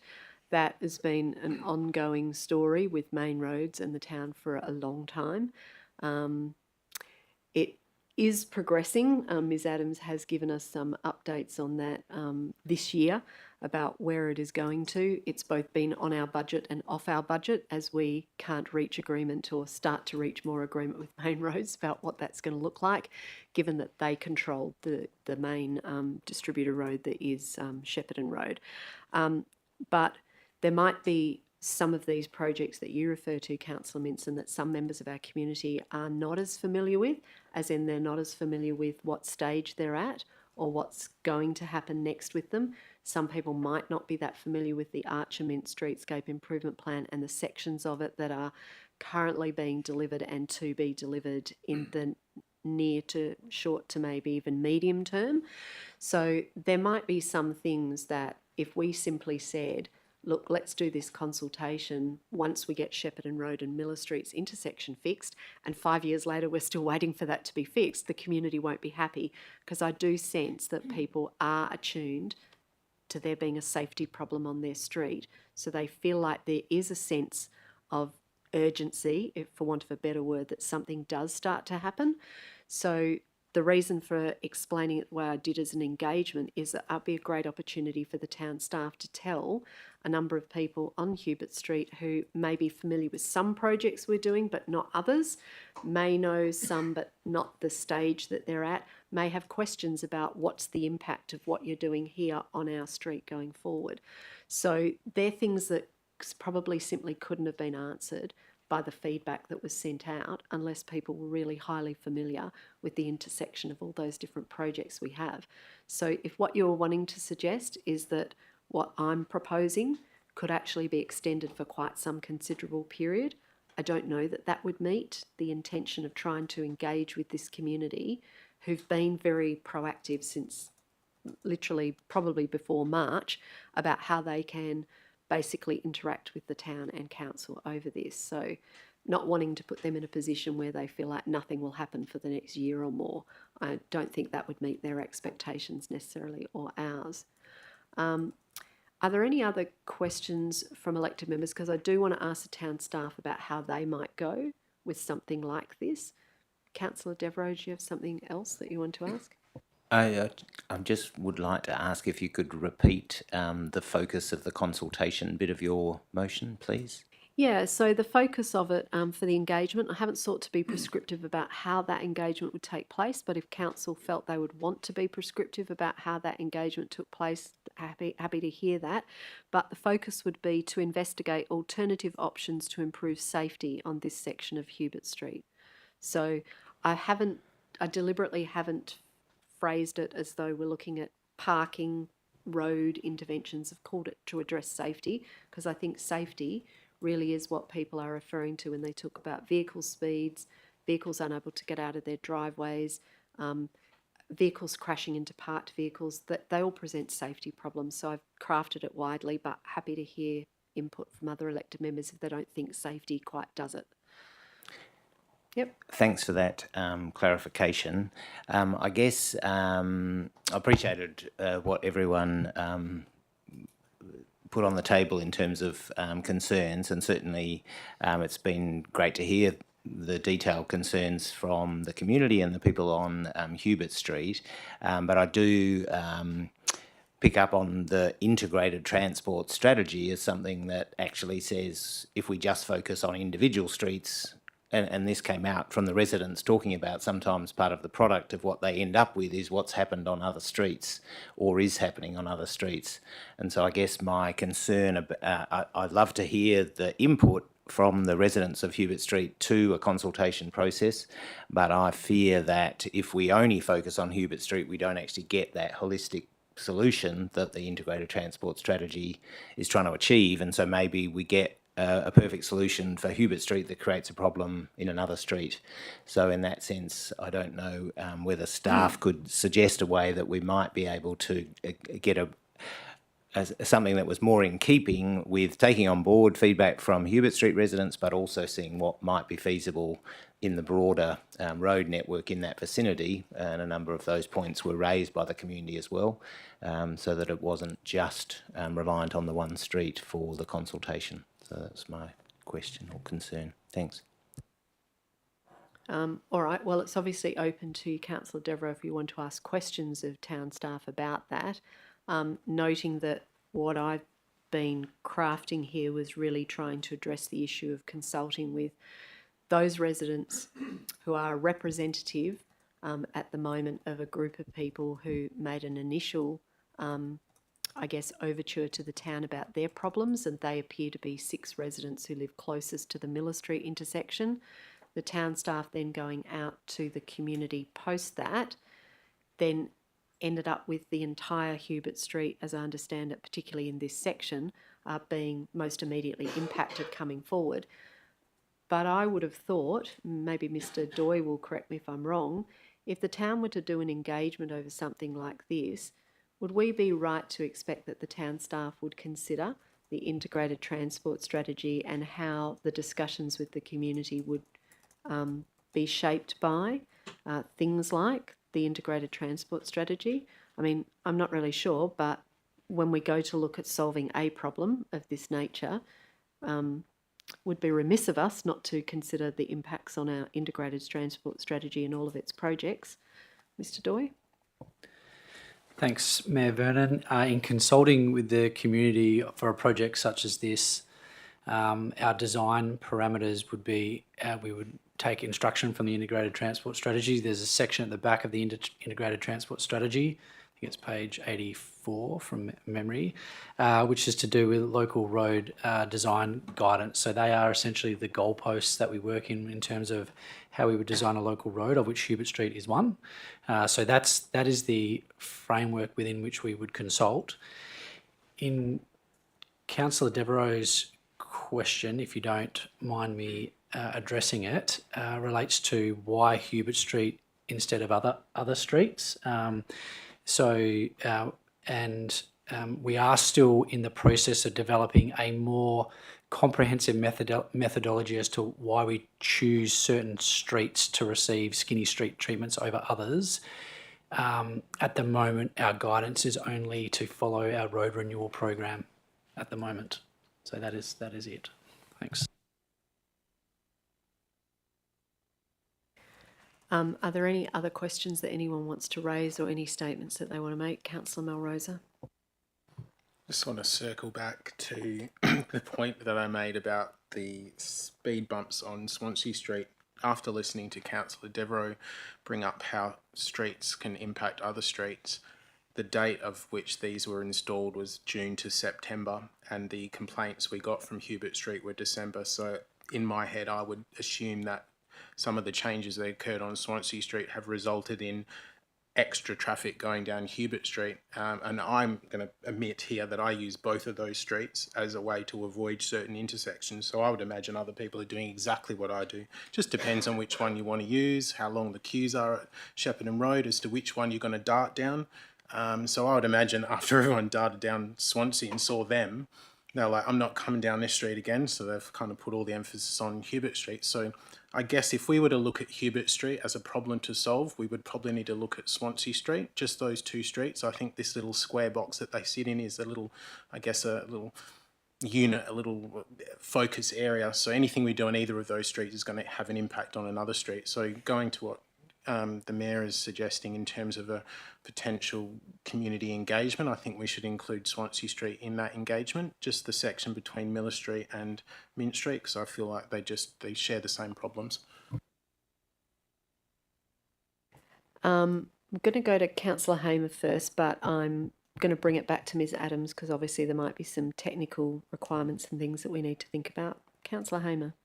Can I just share a concern that this is the first item on our agenda and the risk of workshopping a possible amendment could eat into our time that we have to spend on the other items, and possibly this could be a notice of motion for another meeting that we could maybe email each other on what possible amendments we could, or wording that would suffice in dealing with this issue. At 8:06 p.m, Councillor Hamer, your observations are noted. I don't share any particular concern at this stage, and you're welcome to bring any notice of motion that you want to at a later date within the rules. Ms Adams. Thank you, Mayor.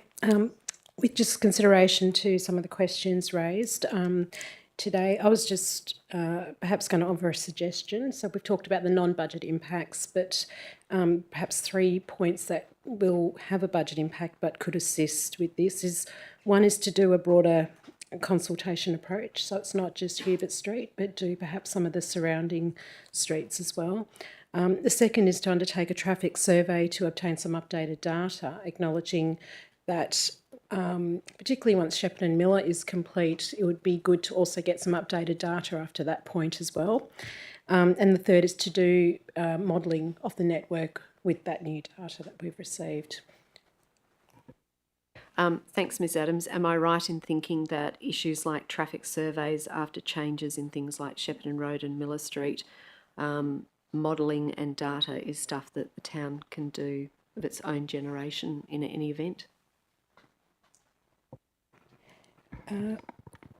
Madam Mayor, we can do some of that. I think with regards to timing and availability of resources, it's also a possibility we would have to undertake that with consultants. Sure, and am I right in thinking that if there was an appropriate consultation with the local community and subsequent to that there was a report to council that outlined some proposed options, those options could propose things like modelling needs to be done that requires budget, etc., noting that all I'm proposing is there be some consultation, there be something that comes back to council that proposes some options that people can consider. Ms Adams? Yes, Madam Mayor. It was just a suggestion in terms of informing with the consultation information and then perhaps workshopping that with residents after we have more information. Councillor Cruiser. Could I just ask staff for a rough estimate on about how much it might cost in terms of staff time, resourcing, other, to do an effective and deep consultation that, you know, really allows good engagement with the community around an issue like this, if it's possible? Anyone want to have a guesstimate? It's not looking like anybody does. No? Don't want to put anyone on the spot if you're not in a position to do that. No? Mr Pryor, I think was it last year or the year before you did design a consultation for the Willis Street and the other two streets worth of restrictions when we had the petition, and then we had to arrange a way to consult with people and get information. Do I remember that rightly? Through the chair, Kinda. We did do some online engagement, and we used that for that specific purpose. But again, that was heavily led by occupancy data, which we did have. So my shared thing is, without knowing where the goalposts are, it's hard to know what would be acceptable suggestions moving forwards. Again, just flagging the theme that I'm getting is more around design aspects and still adhering to traffic codes and other things. So again, it's not just one department, it's 3 or 4 departments all collaborating on this. So that needs time to project plan and consult internally before we come out. And I think that's probably something that we've learnt from this lesson, is we could do that. And again, like I've shared just recently, there are time pressures. We do have a concept forum coming up on parking permits, and we also have our infringement management system that's coming through now. So just being able to resource a deep dive into community consultation. Right now, I would be saying, well, I'd struggle preparing, but again, I don't know what the other chiefs teams are looking like because of the aspects of this being around safety, not necessarily a parking management plan. So I might ask Mr. Doy, if there was to be something that was to be put together, noting that someone would have to take charge of such a, we'll call it for want of a better word, a project for community consultation to design what might be involved and who might be involved, who amongst the 3 chiefs would be likely to lead this? I think it's probably not likely to be the Chief Financial Officer, although he's absent tonight. We have his acting CFO at the moment. Don't know that they'd be putting their hand up to be in charge of something like that. Thanks for the question, Mayor Vernon. If we are talking about a design process, which I think we are, which includes a range of elements for the street. So we've spoken about, I've heard of greening, line marking, parking, geometry. So we're talking about concept design. I would say that it would be the chief community planner at the front end who could oversee. So I was really more meaning the first step, like actually meeting with residents to find out what's wanted and understand a few things rather than who will design a perfect skinny street in the future with lots of trees and stuff. We're very far away from that. But in terms of actually designing or putting together some idea of how we would do that consultation, do you think that's likely to sit with you for the integrated transport strategy? No, I understood the context of the question. Is it the front end, at the very front end? Yes, the consultation, the chief community planner could oversee that. So in order to have some information about this, what would be, in your view, a achievable time frame to have a level of engagement with the community? Thanks, Mayor Vernon. I share the same concerns that Mr. Pryor does in terms of capacity, because we do have a lot on. So, on the spot, I would say that it is likely that we could undertake an engagement and come back to council with some information as to how to proceed, aspirationally by the end of the calendar year. But that's on the spot. No, that's fine, because I did have some dates around that. What if it were to be an engagement with the community that were to occur by November of this year and a report back to council only with the outcomes of the engagement? So what you learned from the engagement, which would then allow council to consider what you learned and consider if it would like to propose to direct the administration to start preparing something in a particular direction. Thank you, Mayor Vernon. Sure. Yep, November. I'm just thinking on the range. November is achievable. But it would be to come back to council in December. Yes, I understand. So it would just be the months following now to work out. Sorry, to come back in December. For the report about how the the community engagement that you did do went, like Yes. what outcomes you got from that. Yep. If you got a clear direction, because you might come back and say the outcomes were we just couldn't reach any clear designated anything. But then again, you might come back with there is a desire there from local residents to build on something. Yeah, so that would have been the time frame. So the engagement to be completed in November in enough time to bring a report to council in December. I understand. Noting that our December council meeting is usually a week earlier than the normal one. Yep.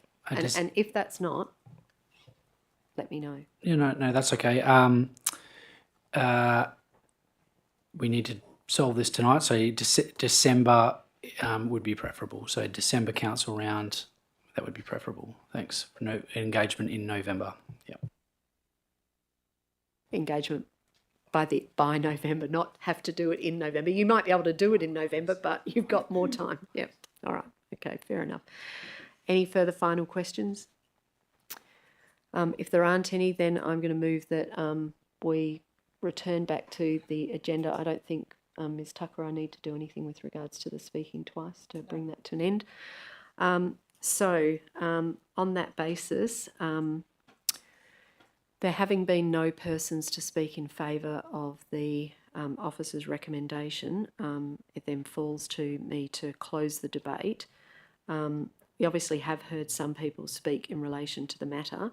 I'm going to foreshadow that if the officer's recommendation is lost, I will move an alternate motion in the following terms: that council requests the CEO to 1, engage with the local residents on Hubert Street between Miller Street and Mint Street by November 2025 to investigate alternative options to improve safety on this section of Hubert Street, and secondly, to bring a report back to council by December 2025 as to the outcomes of that engagement.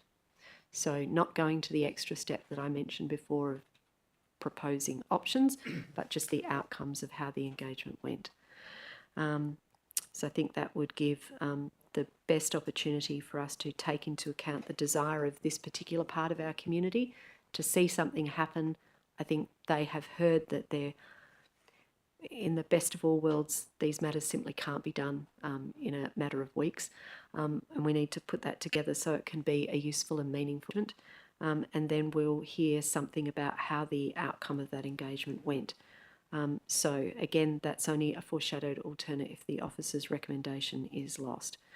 So that now closes the debate. So I now need to ask everyone to vote, given that it is a recommendation to do something that so far no one has supported.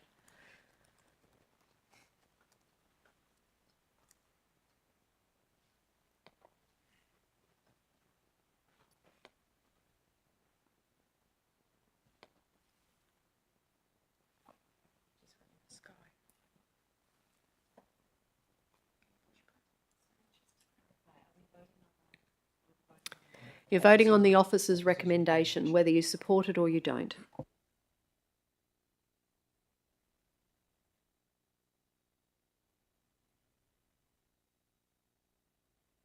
So the officer's recommendation is lost, and that's the unanimous decision of the council. So having foreshadowed an alternate motion, I now seek to move the alternate motion. That alternate motion is that council requests the CEO to, point 1, engage with the local residents on Hubert Street.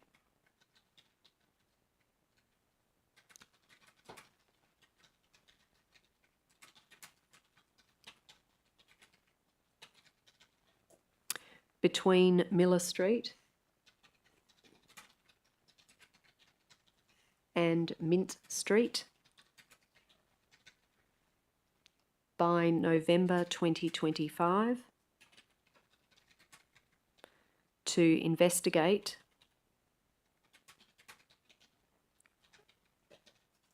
alternative options to improve safety on this section of Hubert Street. And point 2, will be bring a report back to Council by December 2025 with the outcomes of the engagement.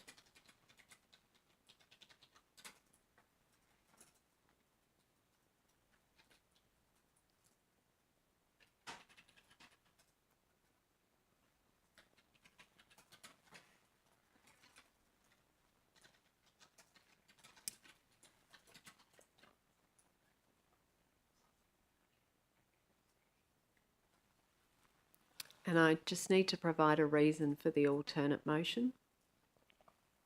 So that reason is to reflect the desire of the Hubert Street residential community to engage with the town staff on improving safety on their street.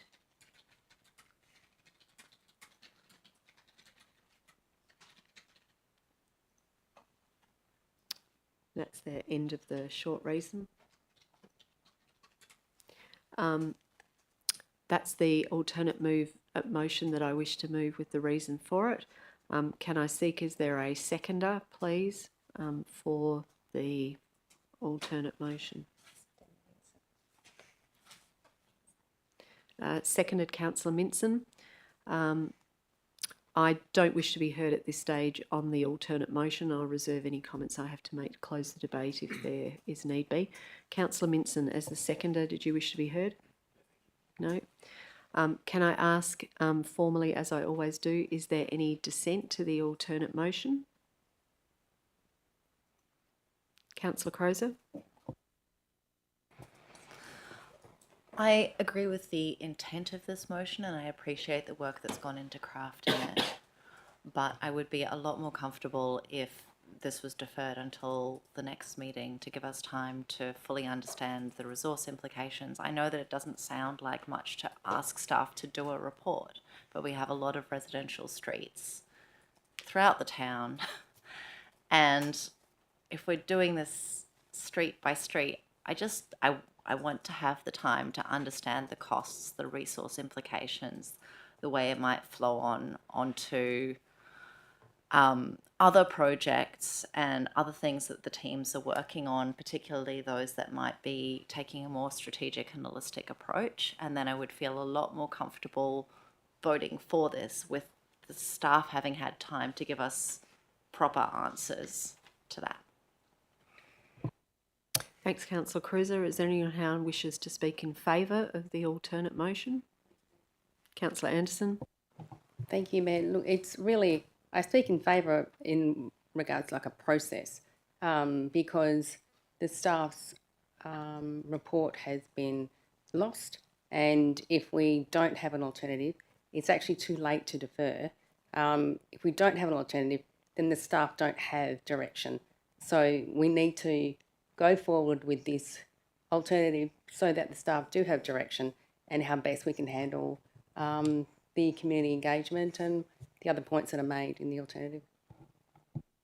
Thanks, Councillor Anderson. Is there a speaker against the alternate motion? Anyone else who wishes to speak on the alternate? No, in that case, come and close the debate. Whilst I understand that Councillor Crozer would wish there to be potentially investigation of a process for a much bigger engagement around streets rather than dealing with this one street, has to be borne in mind that residents who live on this street, particularly those 6 original residents, they wrote to the town staff seeking a solution for their concerns about safety, and they can't be lost in this either. They asked for something to be done and a process was engaged that has taken many months, but it's also ended up bringing in other residents on the street who were not happy with what has been proposed, and they had many other suggestions that they would like to see considered, or at least have explained to them why they think the town staff might think those are not feasible options. But residents coming together, including those who've got differing ideas about how to solve these present problems, might actually throw up some things that everyone does have a reasonable level of coalition of the willing that might be able to work together on that, and that will give some direction to the town staff. So I feel like if what we do is take no steps now, then in the hustle and bustle of all other things that might be being done, this won't continue to get any priority, and that does concern me that there'll be no priority for a street that clearly does have some issues that need some assistance from us. If it's a determination by the town staff that they will do line marking, that's really a matter that doesn't ordinarily come to council, but staff might take the view, if this alternate motion gets up, that they'd like to make the line marking part of something that is talked about rather than something that's simply done if people are not certain about how or why it should be done or when it should work.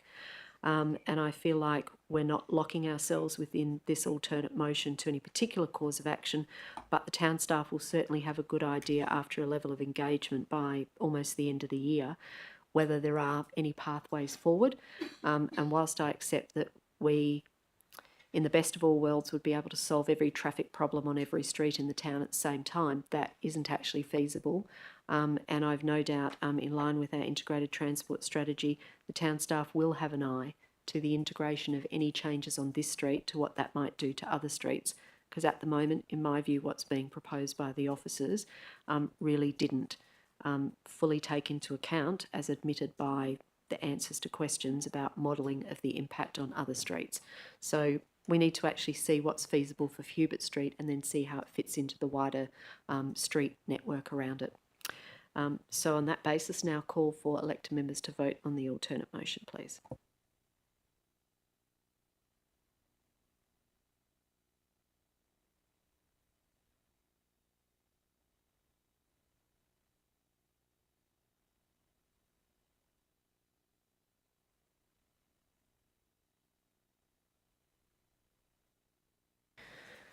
So the alternate motion is passed unanimously, so thank you for that.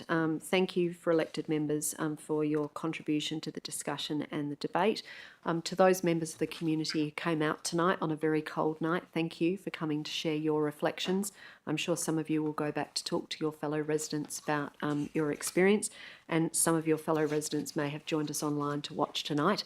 Hopefully we're at the start of a new process towards engagement with you and hopefully towards getting some solutions to the problems on your street. So thank you for your time tonight.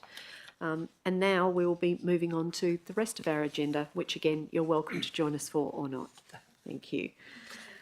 We now go back to the items on the agenda, noting that the officers' items 11.1 and 11.2 have already been dealt with by way of exception resolution.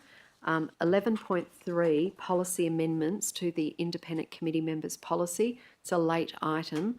The recommendation is that Council approves the changes to policy 025 independent committee members as per attachment 1.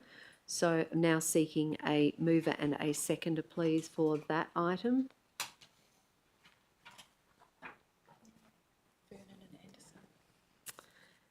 So item 11.3 is moved by myself and it is seconded by Councillor Anderson. Going to formally ask, is there any dissent to the item?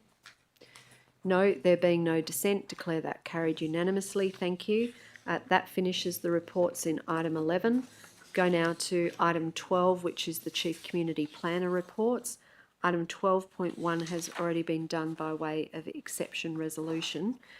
That brings us to item 12.2, which is adoption of local planning policy 47, tree retention, and local planning policy 45, tree planting for non-residential development, revocation of local planning policy 39, tree planting and retention.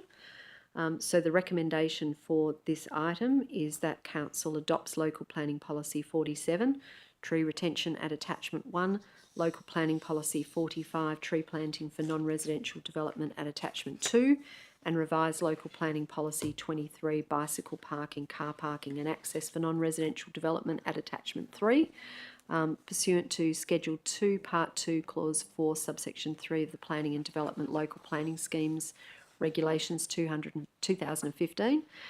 Point 2 adopts the unwanted tree species list at attachment 5 as an addendum to Local Planning Policy 47 tree retention. 3 revokes Local Planning Policy 39 tree planting and retention in accordance with Schedule 2, Part 2, Clause 6 of the Planning and Development Local Planning Schemes Regulations 2015, and 4 notes the submissions received at attachment 4 and requests the CEO to advise submitters of the council decision. Looking at this stage, I think I'd notified elected members by email that I was seeking the opportunity to move this item, but if there's anyone else who wishes to do so in preference to me, please let me know. Otherwise, I seek to move the item and seeking a seconder.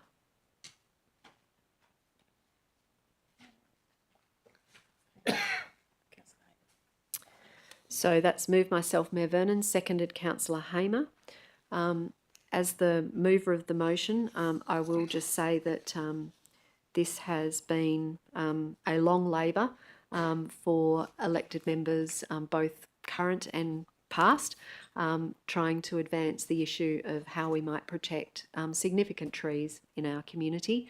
It has taken input from all levels of the organisation as well as council, and I think that this is an important step forward. It follows a similar step being taken by so far a relatively small number of other local governments, but others are currently contemplating it. They're just a little shorter down the track than we are, but I think the evidence is clear. And it's being said by the biggest council in Western Australia, the City of Stirling, that every tree they plant is being offset by all the trees that are being lost on private property. The same is true in the town of Victoria Park. And whilst we want people to willingly do the right thing and value significant trees on their property, it hasn't happened in the numbers that we would have liked to see it happen in. A tree retention policy as a local planning policy, we hope will be an aid and assistance to us in making sure that if people do wish to remove significant trees, and they are of a very large size at the moment, that they will make an application to the town and their request to remove that will be considered in light of the policy with some real rigour to the process, so that we can actually have an opportunity to champion the saving of those trees into the future. So this policy is a great step forward, noting of course that there's a proposal for us to adopt tree planting on non-residential developments, of which there are a number of those in the town, and what's being proposed there could see some significant uptick in our future canopy opportunities, noting that non-residential development should be just as green as residential developments if we want to have a great town. And also the revisions to Policy 23 about bicycle parking, car parking and access for non-residential development are all completely in line with our adopted plans and strategies. So those are my reasons for supporting the officer's recommendation. Councillor Hamer, as the seconder, do you wish to be heard? I do, thanks, Mayor Vernon. Governance has shared with me a revised motion that would allow us to vote on Policy 47 and Policy 45 separately. Can I test that change to the motion?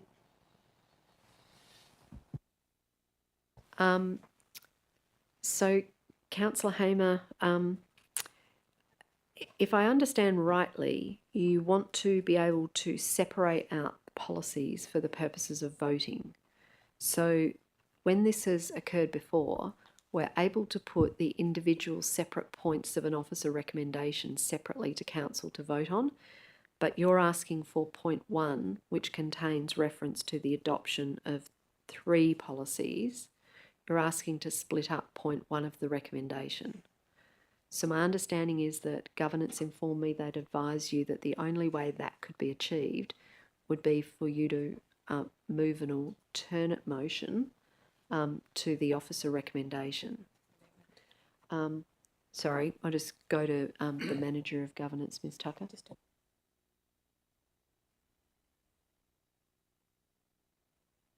Okay, so, all right, perhaps I misunderstood, Councillor Haber, when you said you wanted to test something. Ms Tucker says it's an amendment that you want to move, so it's not testing an alternate, it's just moving an amendment. Okay. Apologies, that's correct. All right, yep. If you'd like to move your amendment. So the amendment would read that adopts local planning policy 47, tree retention at attachment 1 to a Schedule 2, Part 2, Clause 4, point 3 of the Planning Development Local Planning Scheme Regulations 2015, with point 2 being adopts local planning policy 45, tree planting for non-residential development at attachment 2 to Schedule 2, Part 2, Clause 4, point 3 of the Planning Development Local Planning Scheme Regulation 2015, with point 3 being adopts the revised Local Planning Policy 23, bicycle parking, car parking and access for non-residential development as attached 3 to Schedule 2, Part 2, Clause 4, point 3 of the Planning and Development Local Planning Schemes Regulation 2015. Items 2, 3 and 4 be renumbered 4, 5 and 6. And my reason is to allow elected members to vote on these two policies separately. All right. Thanks, Councillor Hamer. There is something that's been put up on the screen by the Minutes Secretary, but we just need to get the wording to be slightly reworded to the one that Ms Tucker's presented to me. And the only rewording is going to be in the preparatory remarks. So it should be that, yeah, it's coming up now. So that item 1 is going to be reworded as follows, and then the other items will be renumbered. So that accords with what you understood. All right, so you have already given your reason, which is so that the items can be put to the vote separately. So I now call for a seconder. If you're happy as the mover to accept that amendment, it could just go through because you're the mover and he's the seconder. So if you're happy to accept that change, it doesn't have to go to the vote. All right, so Ms Tucker informs me if I'm prepared to accept this amendment to be incorporated into the recommendation, and Councillor Hamer clearly will be prepared to do the same, it can go through that way without it needing to be voted on as a separate amendment. Appreciating, Councillor Hamer, that we didn't get a lot of time or notice about this proposal, so I really have no idea how people feel about it if I agree that it goes ahead this way. I'm just going to do it and say I'll accept it so that it becomes a substantive motion. So now you wish us to put the items to the vote separately. So we can just proceed to do that now, Ms Tucker. Councillor Miles has an amendment as well. Yeah, if that's a separate amendment. That's an additional point. I know, but we'll have to move Councillor Hamer's one because his includes. You've just accepted it. Yes, I know. All right. Okay. So it's part of the substantive now, which is over the page. Right. Okay. All right. Okay. So Ms Tucker's just pointing out. I was aware that Councillor Miles wants to make an amendment, so might deal with that first. Councillor Minson, did you need to ask a question that's related to this, or can I go and deal with that matter first? Right. You've got another amendment? Okay. All right. Councillor Miles, do you want to move your amendment? I do. And that's on the screen can be removed now because it's been incorporated. So I sent my wording through on the new Microsoft form, which doesn't then save what I wrote. So I was kind of hoping it would appear here and then I could just read straight off of it. It was to add point 7 to read as follows: requests the Chief Executive Officer to provide a report to Council by, what did I write? 31 August 2026 on the effectiveness of local planning policy 47 tree retention. And do you need my reason now?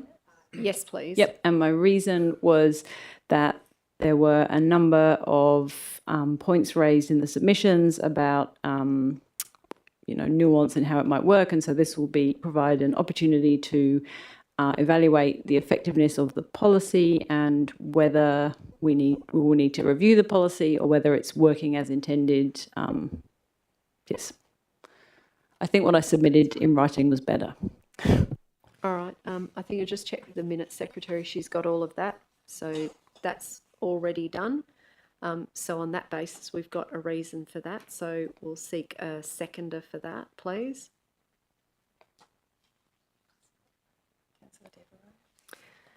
Seconded Councillor Devereux. Councillor Miles, did you wish to speak substantively to this amendment? No, I think that explains it. Councillor Devereux is the seconder. Did you wish to be heard? Just to say, I think it's a sensible addition to, given this is something relatively new, to be able to get feedback on how it's going after a year seems eminently sensible, and so I support the amendment on that basis. Thanks. Thank you. Is there any dissent to the amendment?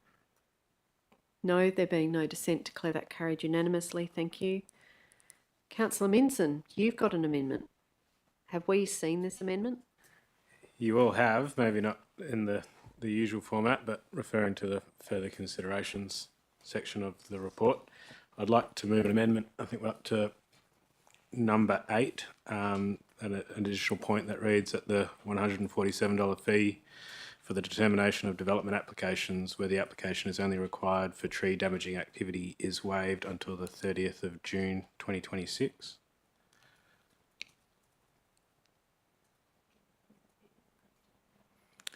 We need to type it all out.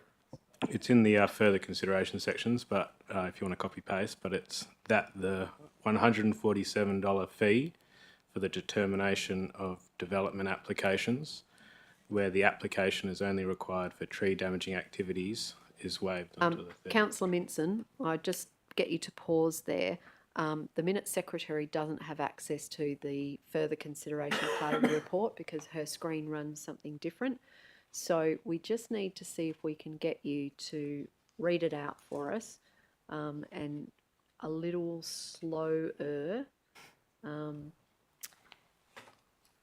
unless you've managed to get that. Yep, okay, all right, yes, that's it. So that will be just the inverted comma section, that there, yep, that's it.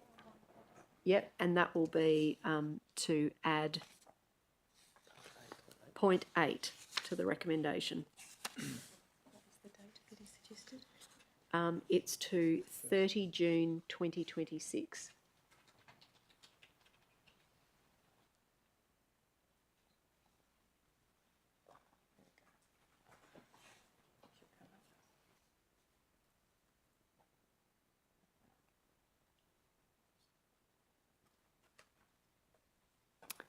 Yep. And if you could just briefly say a short reason that the Minutes Secretary can put in for that. Yes, to allow for the smooth transition for the community to this application of this policy.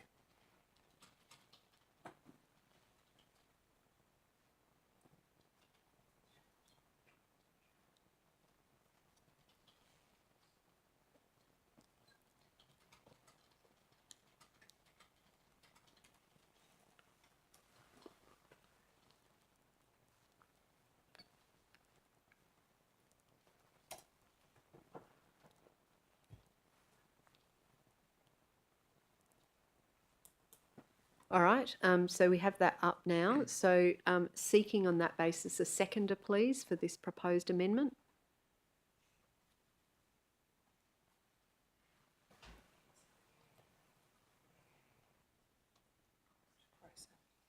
Seconded, Councillor Crozer. Councillor Minson, did you want to speak substantively to your amendment? Thank you, Matt. Yes, please. I guess one of the risks that has been brought up through our discussions about this policy is in the initial application of it and the initial receival of it from the community that there may be, you know, a bit of panic or a bit of confusion about what these new requirements mean for people, and that could lead to, I guess, a fast clearing of large trees out there in the community. I don't necessarily think, having been privy to reading the policy in detail, that that's justified, but I do think it will be a natural reaction out in the community. I think waiving the fee is a way to encourage the community to engage with the requirements of the policy in a more fuller way, and noting that this is only constrained to just applications that would be specifically about removing a tree.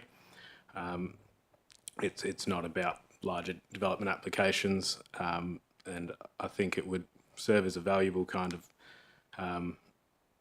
bit of feedback and a bit of data for when we conduct the review, as well as it would encourage people to actually participate in a development application and engage with the policy in this first year, and hopefully that can give the town a bit of additional feedback too. So yeah, commend the amendment for your consideration. Thank you. Thanks, Councillor Minson. Councillor Cruiser, do you wish to be heard? No, but I do have questions for staff, if possible. Could staff comment on the likely impacts of waiving this fee in their experience of other similar cases where waiving fees? Would it be likely to lead to more adoption of more engagement with these kind of applications? Are there any unforeseen consequences that we might need to be prepared for if we do waive the fee? I'm going to turn to you, Mr. Doy. Thanks, Mayor Vernon. Thanks for the question. It's extremely hard to forecast, I would say, other than my feeling is that it would be a low risk change to make.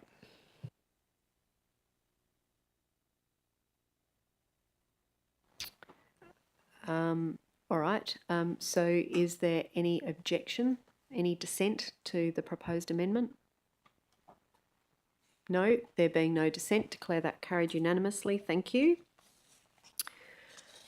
We've now got all the amendments I hope we're going to have to this item.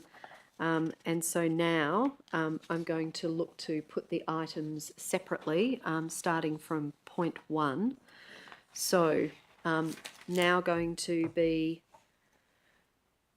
Oh.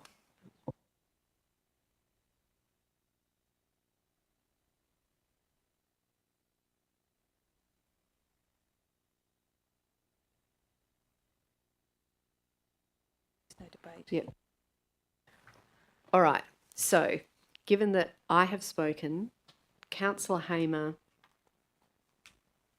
not really sure if he spoke or he didn't speak, but I think probably err on the side of he didn't speak, except to say he wanted to test. It turned out to be an amendment.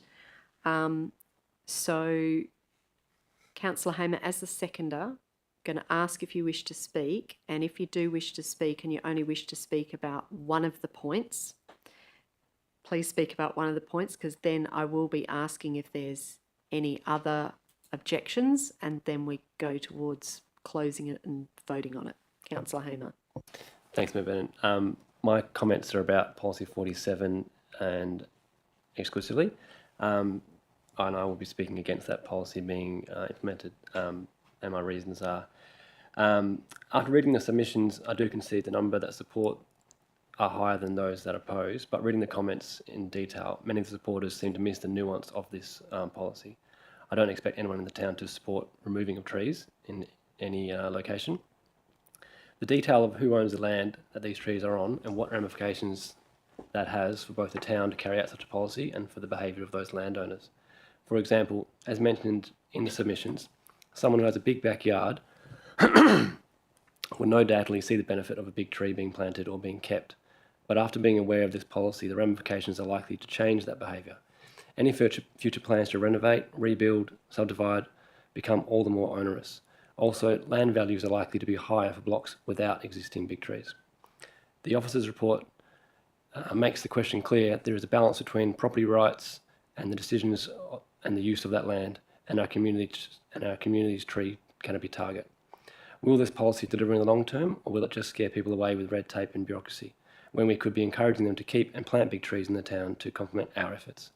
Lastly, the proposed exemptions don't allow such things like tree pruning to protect solar, allergies or other nuisances are too heavy-handed and not feasible to support in the real world. So I won't be supporting Policy 47. Thanks. Thanks, Councillor Hamer. So we've had someone speak against a portion of this. Does anyone wish to speak for? Councillor Melrosa. Just quickly, I'll support Policy 47. purely because what we're doing isn't working, and everywhere else in the world, pretty much everywhere else in the world, I think, has tree protection policies around development. I don't support the notion that people are going to all of a sudden run around and chop their trees down, because that's something that they can do right now. And in reality, we really don't have many trees left, so we have to be doing something about it. I think where we see tree protections and requiring development approval for tree removal, there's more trees. That's just a simple fact. So we are so far behind for the reasons that we don't have any controls around it. It's not really hard to get development approval. It's not saying you can't remove your tree. It's allowing someone with some sensibilities and some subject matter experts to review a plan and determine whether or not something should or shouldn't be removed. That's really what it boils down to. So I think we'll see more trees saved and people learn more about trees as a result of having to go through a process like this. All right, thank you. Since Councillor Hamer did express that his opposition is only to point 1 of the officer recommendation, can I ask, is there any other elected member who has an opposition to point 1? Because if there isn't, I'm contemplating putting point 1 for the vote, and unless an elected member indicates to me that there's an opposition to the remaining points 2 through to 8, I propose to put all those other points together collectively. Does anyone have an opposition to any of the other points other than 1? No? All right, on that basis, is there anyone else who wishes to be heard on point 1? Deputy Mayor Ife. Extremely briefly, thank you, Mayor Vernon. I'm supportive of point 1. I do understand the points that Councillor Hamer made. However, a few years ago, my neighbours chopped down every single tree on their property, every last one, not to develop, not to put in any new building or anything like that. It was entirely for convenience. They were completely open with us about it. And while that made a difference to the outlook from our house, that bothered me less than the heat on in my house as a consequence, the massive amount of summer sunlight that streams into my kitchen in the afternoon, leading to us having to invest significant amounts in blinds and various other greening options in our own garden. It seemed utterly excessive to me that every single tree be removed from this block. Every single tree. And if they had had to go through the process of requesting approval to do that, there would have at least been some pause to consider whether that was an appropriate thing to do. I'm happy to support this. Thank you. Thank you. Is there anyone else who wishes to be heard? Councillor Devereux. Thanks, Mayor Vernon. Like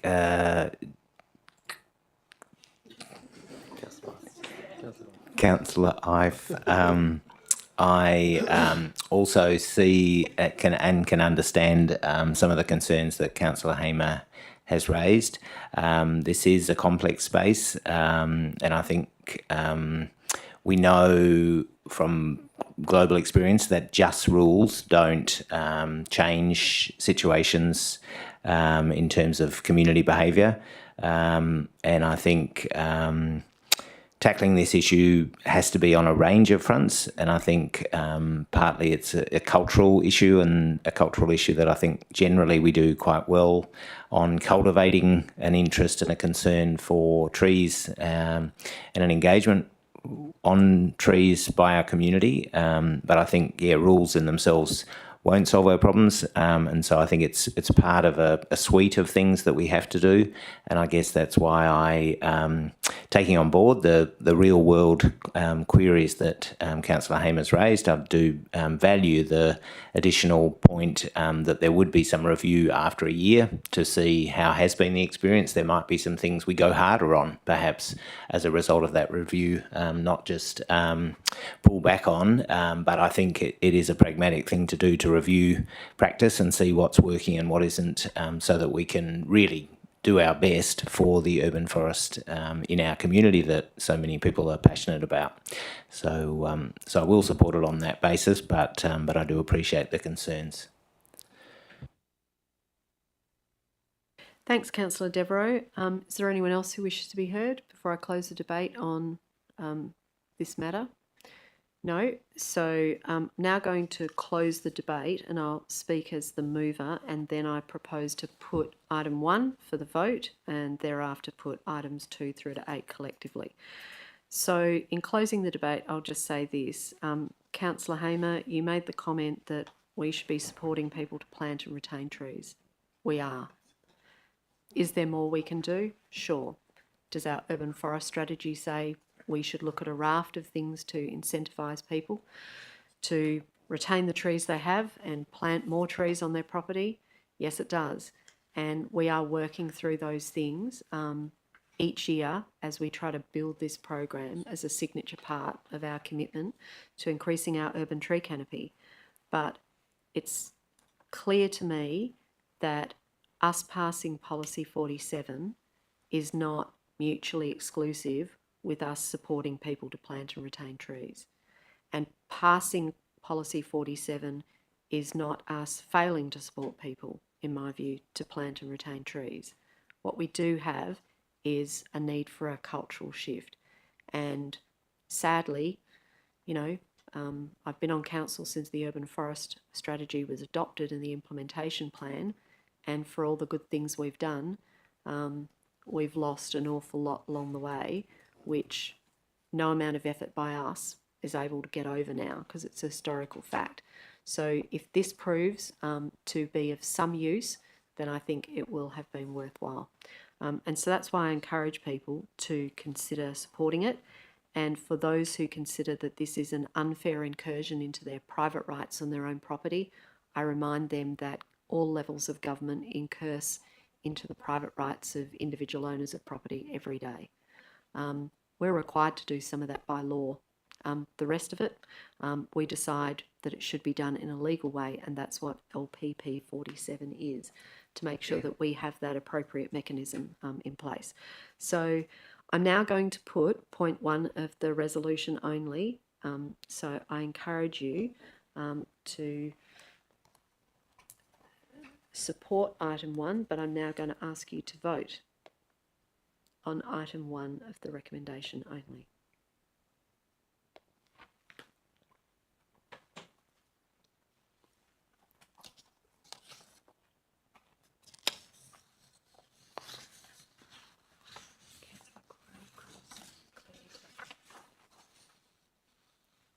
Who? Councillor Anderson? Councillor Anderson, could you cast your vote again? The same for you, Councillor Cruiser. They're not recording. All right, we have them now.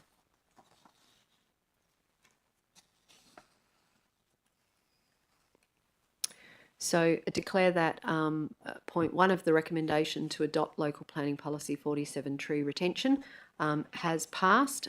Those in favour, myself, Mayor Vernon, Councillor Anderson, Deputy Mayor Ife, Councillor Melrosa, Councillor Miles, Councillor Cruiser, Councillor Devereux and Councillor Minson. Those against, Councillor Hamer. I now propose to put points 2 through to 8 of the officer recommendation, but I'm simply going to ask you, is there any dissent to points 2 through to 8? Any dissent? No, not seeing any evidence of any dissent, so I declare points 2 through to 8 carried unanimously. Thank you. Noting the time is later than the time we usually break if we've been sitting for 2 hours. It's now 9 o'clock. So I am going to just take a brief check to see where we're up to with what remains. But it may be that we will need to take a short break for convenience sake. So that's 11.3. That one. That one. 12.3.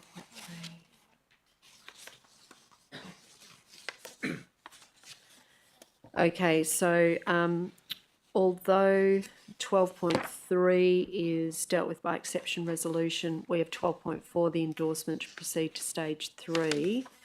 And then after that, although we have a lot that are dealt with by exception resolution, we still have to go through and get all the way through to the confidential item. So I'm going to propose that we have a short break. Are elected members comfortable if I move that we adjourn for 10 minutes from at 8:59 p.m. Seconded Deputy Mayor Ife, thank you. Is there any dissent?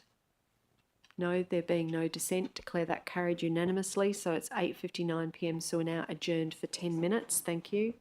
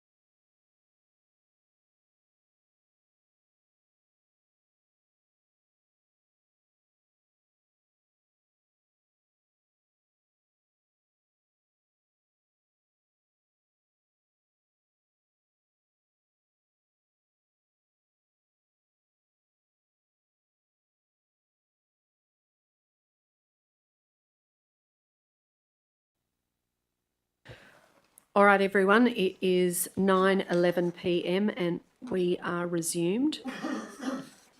Item 12.4 is the next item on the agenda. 12.4 is endorsement to proceed to stage 3 of the 40 km/h safer speeds project. And the officer recommendation is that Council 1 notes the summary report on the town's community information campaign, and 2 endorses staff to proceed to stage 3 of implementation of the 40 km/h safer speeds project. Seeking a mover and a seconder, please, for the officer recommendation.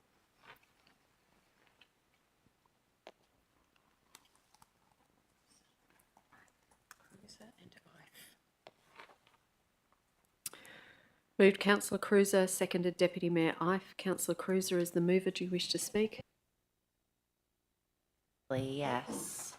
It's not often on council at local government that we get to vote on things that we have great evidence will literally save lives. But we've seen evidence from all around the world that reducing speed limits on local roads, while it's not perfect and while it also requires design changes, it will literally save lives. It will also make it easier for people to use our streets to connect with each other. It will make it easier for children to walk to school. It will make it easier for people with mobility issues to be able to move around the town independently. It will also lower noise pollution. It won't magically stop anyone from ever speeding. Nothing does, but it will move us in the right direction in a way where we will get good results for a relatively low cost, as we also work on things that are more resource intensive, like design changes. So I'd really love to see this progress, and I hope you'll be with me in that. Thanks, Councillor Cruiser. Deputy Mayor Ife. Only extremely briefly, thank you. To say that while I have heard people's concerns that they believe this may make their commute longer or travelling through the town longer, I'd seek to reassure those people that the streets that they use to commute and travel through the town tend to be the streets that aren't going to be affected by this speed limit change. This is about those quieter streets where people live. And I'm excited to see how this works out. Thank you. All right, thank you. So I'm going to formally ask, is there any dissent to this item? Meaning, are we going to go to debate? Councillor Hamer. Thanks, Mayor Vernon. I'm aware that this recommendation does ask us to endorse this next stage of the 40 km speed limit project, but I have concerns about the community consultation and the questions that were asked, which didn't ask whether that was supported. I'm aware that the ITS policy does make note as that's a part of that work to progress. But reading into the detail of the submissions, there was a number of people that did raise concerns that they weren't supportive of this 40 kilometre in any parts of the town. So for that reason, I have reservations about supporting the council progress to stage 3 and won't be supporting this motion. All right, thanks, Councillor Hamer. Someone to speak in favour? I'll speak in favour. I support this. I've been pleased to work with the Perth Inner City Group for the last couple of years on this project. There's been a lot of energy and enthusiasm about bringing this project together and about how it will make a huge difference to the Perth Inner City, which is a really large area if we're all on the one page about this. Seeing the City of Vincent's experiences as to how they went about this with their community and how the introduction of this ended up largely quelling all of those initial concerns that members of the community had was really great, because that then becomes part of the data that drives this. I was pleased to have the opportunity to support the City of Vincent's motion at the Australian Local Government Association's National General Assembly in Canberra and to be a seconder and speaker for this. Sadly, it wasn't supported at the National General Assembly. The votes didn't get close to it being 50%. There were a large number of council representatives who got up to speak against, and it appeared that overwhelmingly they seemed to be of the view that one size didn't fit all, and this simply, and I'm going to paraphrase what they were really saying, was this just wouldn't work in their area, as though somehow their area were unique and different to everywhere else in the world, namely that maybe people in their area, you know, maybe they don't want more safety, maybe they don't want less people to die in traffic accidents and collisions between cars and pedestrians, but I couldn't believe that people would actually say this just won't work in my area. I did think they didn't understand what was meant by local roads. They didn't seem to appreciate that this wouldn't affect their highways, their main distributor roads, and it really was only going to affect their local community roads. But nonetheless, when you put something like this to a really large group of people who've not had a chance to dig deep into all of the evidence, it's probably hardly surprising that you would get some opposition to it.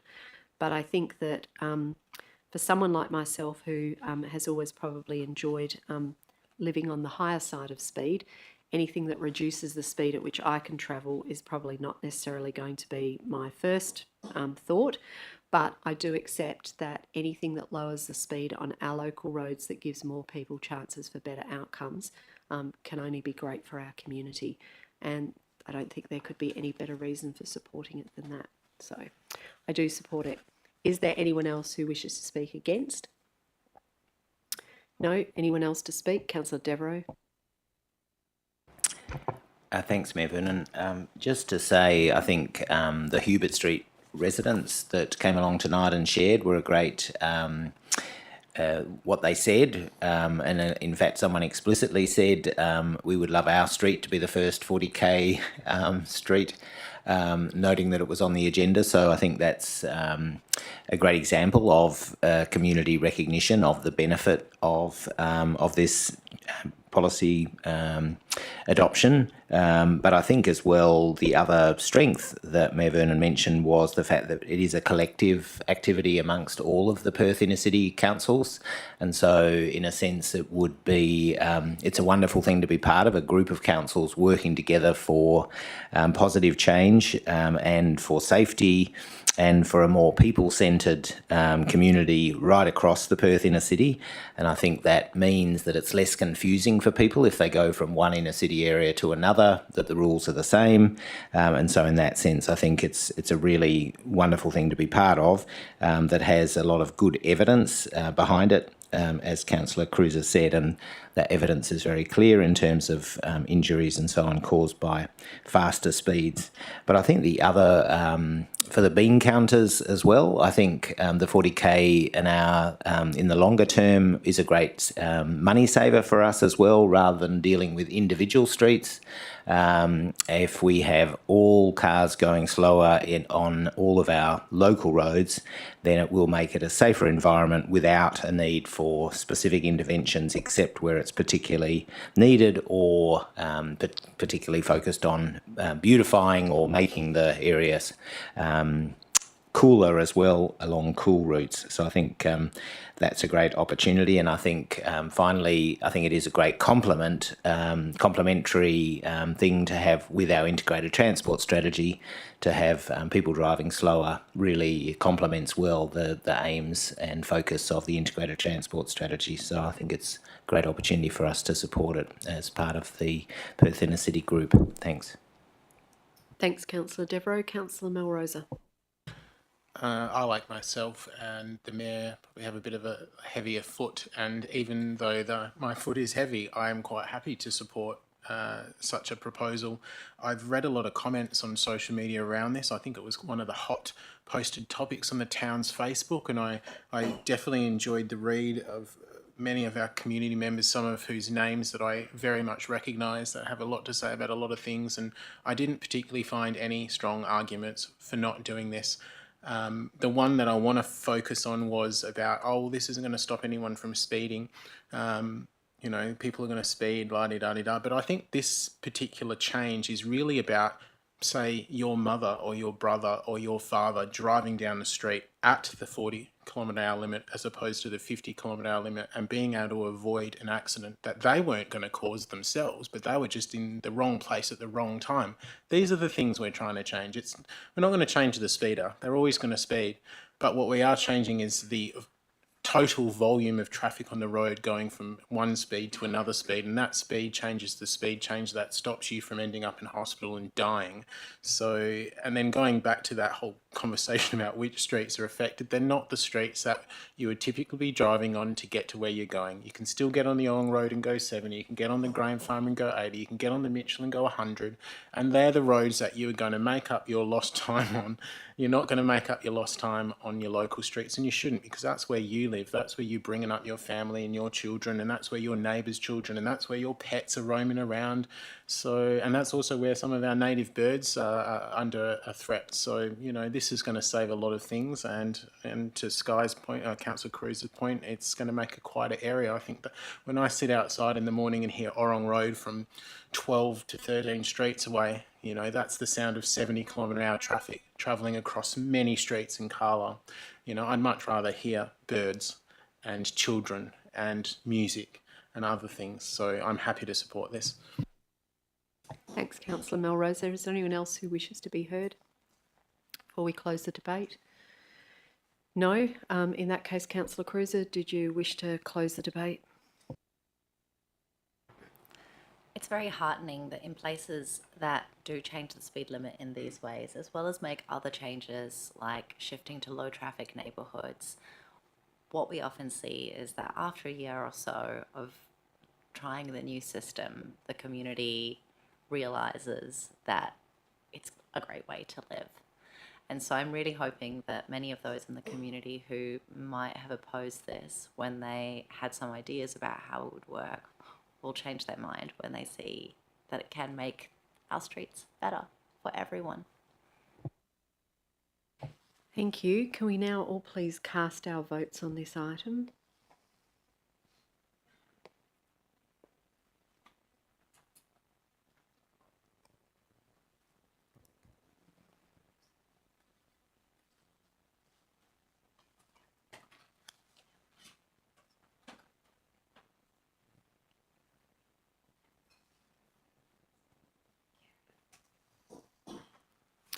So I declare that carried. Those in favour, myself, Mayor Vernon, Councillor Anderson, Deputy Mayor Ife, Councillor Melrose, Councillor Miles, Councillor Cruiser, Councillor Devereux and Councillor Minson. Those against, Councillor Hamer.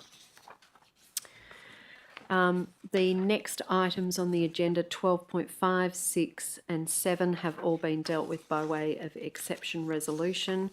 That takes us to item 13, the Chief Operations Officer reports. Items 13.1 and 13.2 have been already dealt with by exception resolution. Item 14 is the Chief Financial Officer reports. Items 14.1 and 14.2 have been dealt with by way of exception resolution, and we've already completed item 14.3.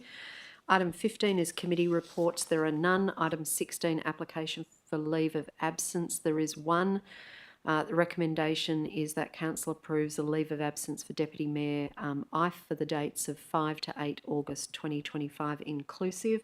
Seeking a mover and a seconder for that, please.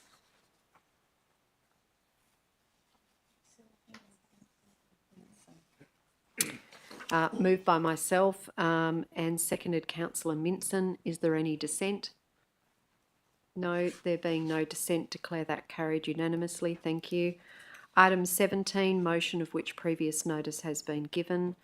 There is none. Item 18, questions from members without notice. Are there any questions from members without notice? No. Then we move to item 19, which is new business of an urgent nature introduced by decision of the meeting. There is none. Item 20 is public question time, which I now open at 9:25 p.m, but noting there's no members in the public gallery, I'll close public question time at 9:25 p.m. Item 21 is public statement time, which I now open at 9:26 p.m. Noting that no members of the public remain, I'll close that at 9:26 p.m. as well. Moves to item 22, which is meeting closed to the public. We do have one matter for which the meeting may be closed to the public. So now I wish to move a procedural motion that Council 1 closes the meeting to members of the public at 9:27 p.m. to consider items 22.1.1 in accordance with section 5.23 subsection 2 subparagraph B of the Local Government Act 1995. 2 permits the Chief Executive Officer, the Manager of Governance and Strategy and the minutes taker to remain in the chamber during discussion in accordance with clause 27 subsection 3A of the Town's Meeting Procedures Local Law 2019. I've moved that procedural motion. Can I seek a seconder, please?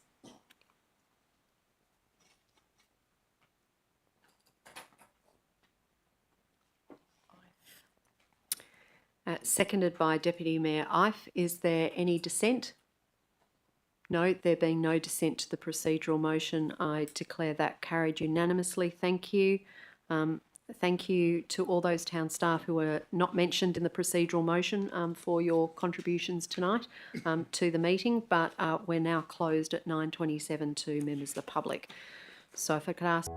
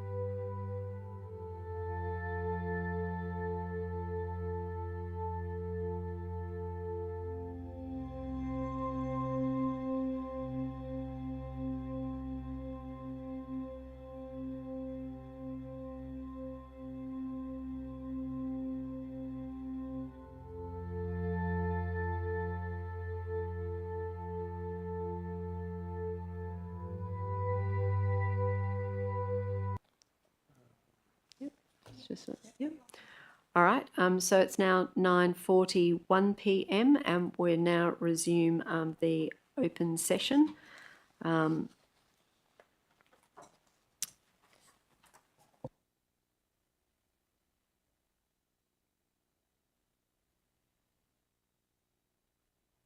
So now, in accordance with item 22.2 of the agenda, read the resolution that was passed in the confidential session, which was that item 22.1.1 is deferred to the next ordinary council meeting in August 2025. There being no further business on the agenda at 9:41 p.m, I declare the meeting is closed. Thank you. Thank you, everyone who joined us tonight on live streaming. Thank you, everyone, for your participation in the meeting.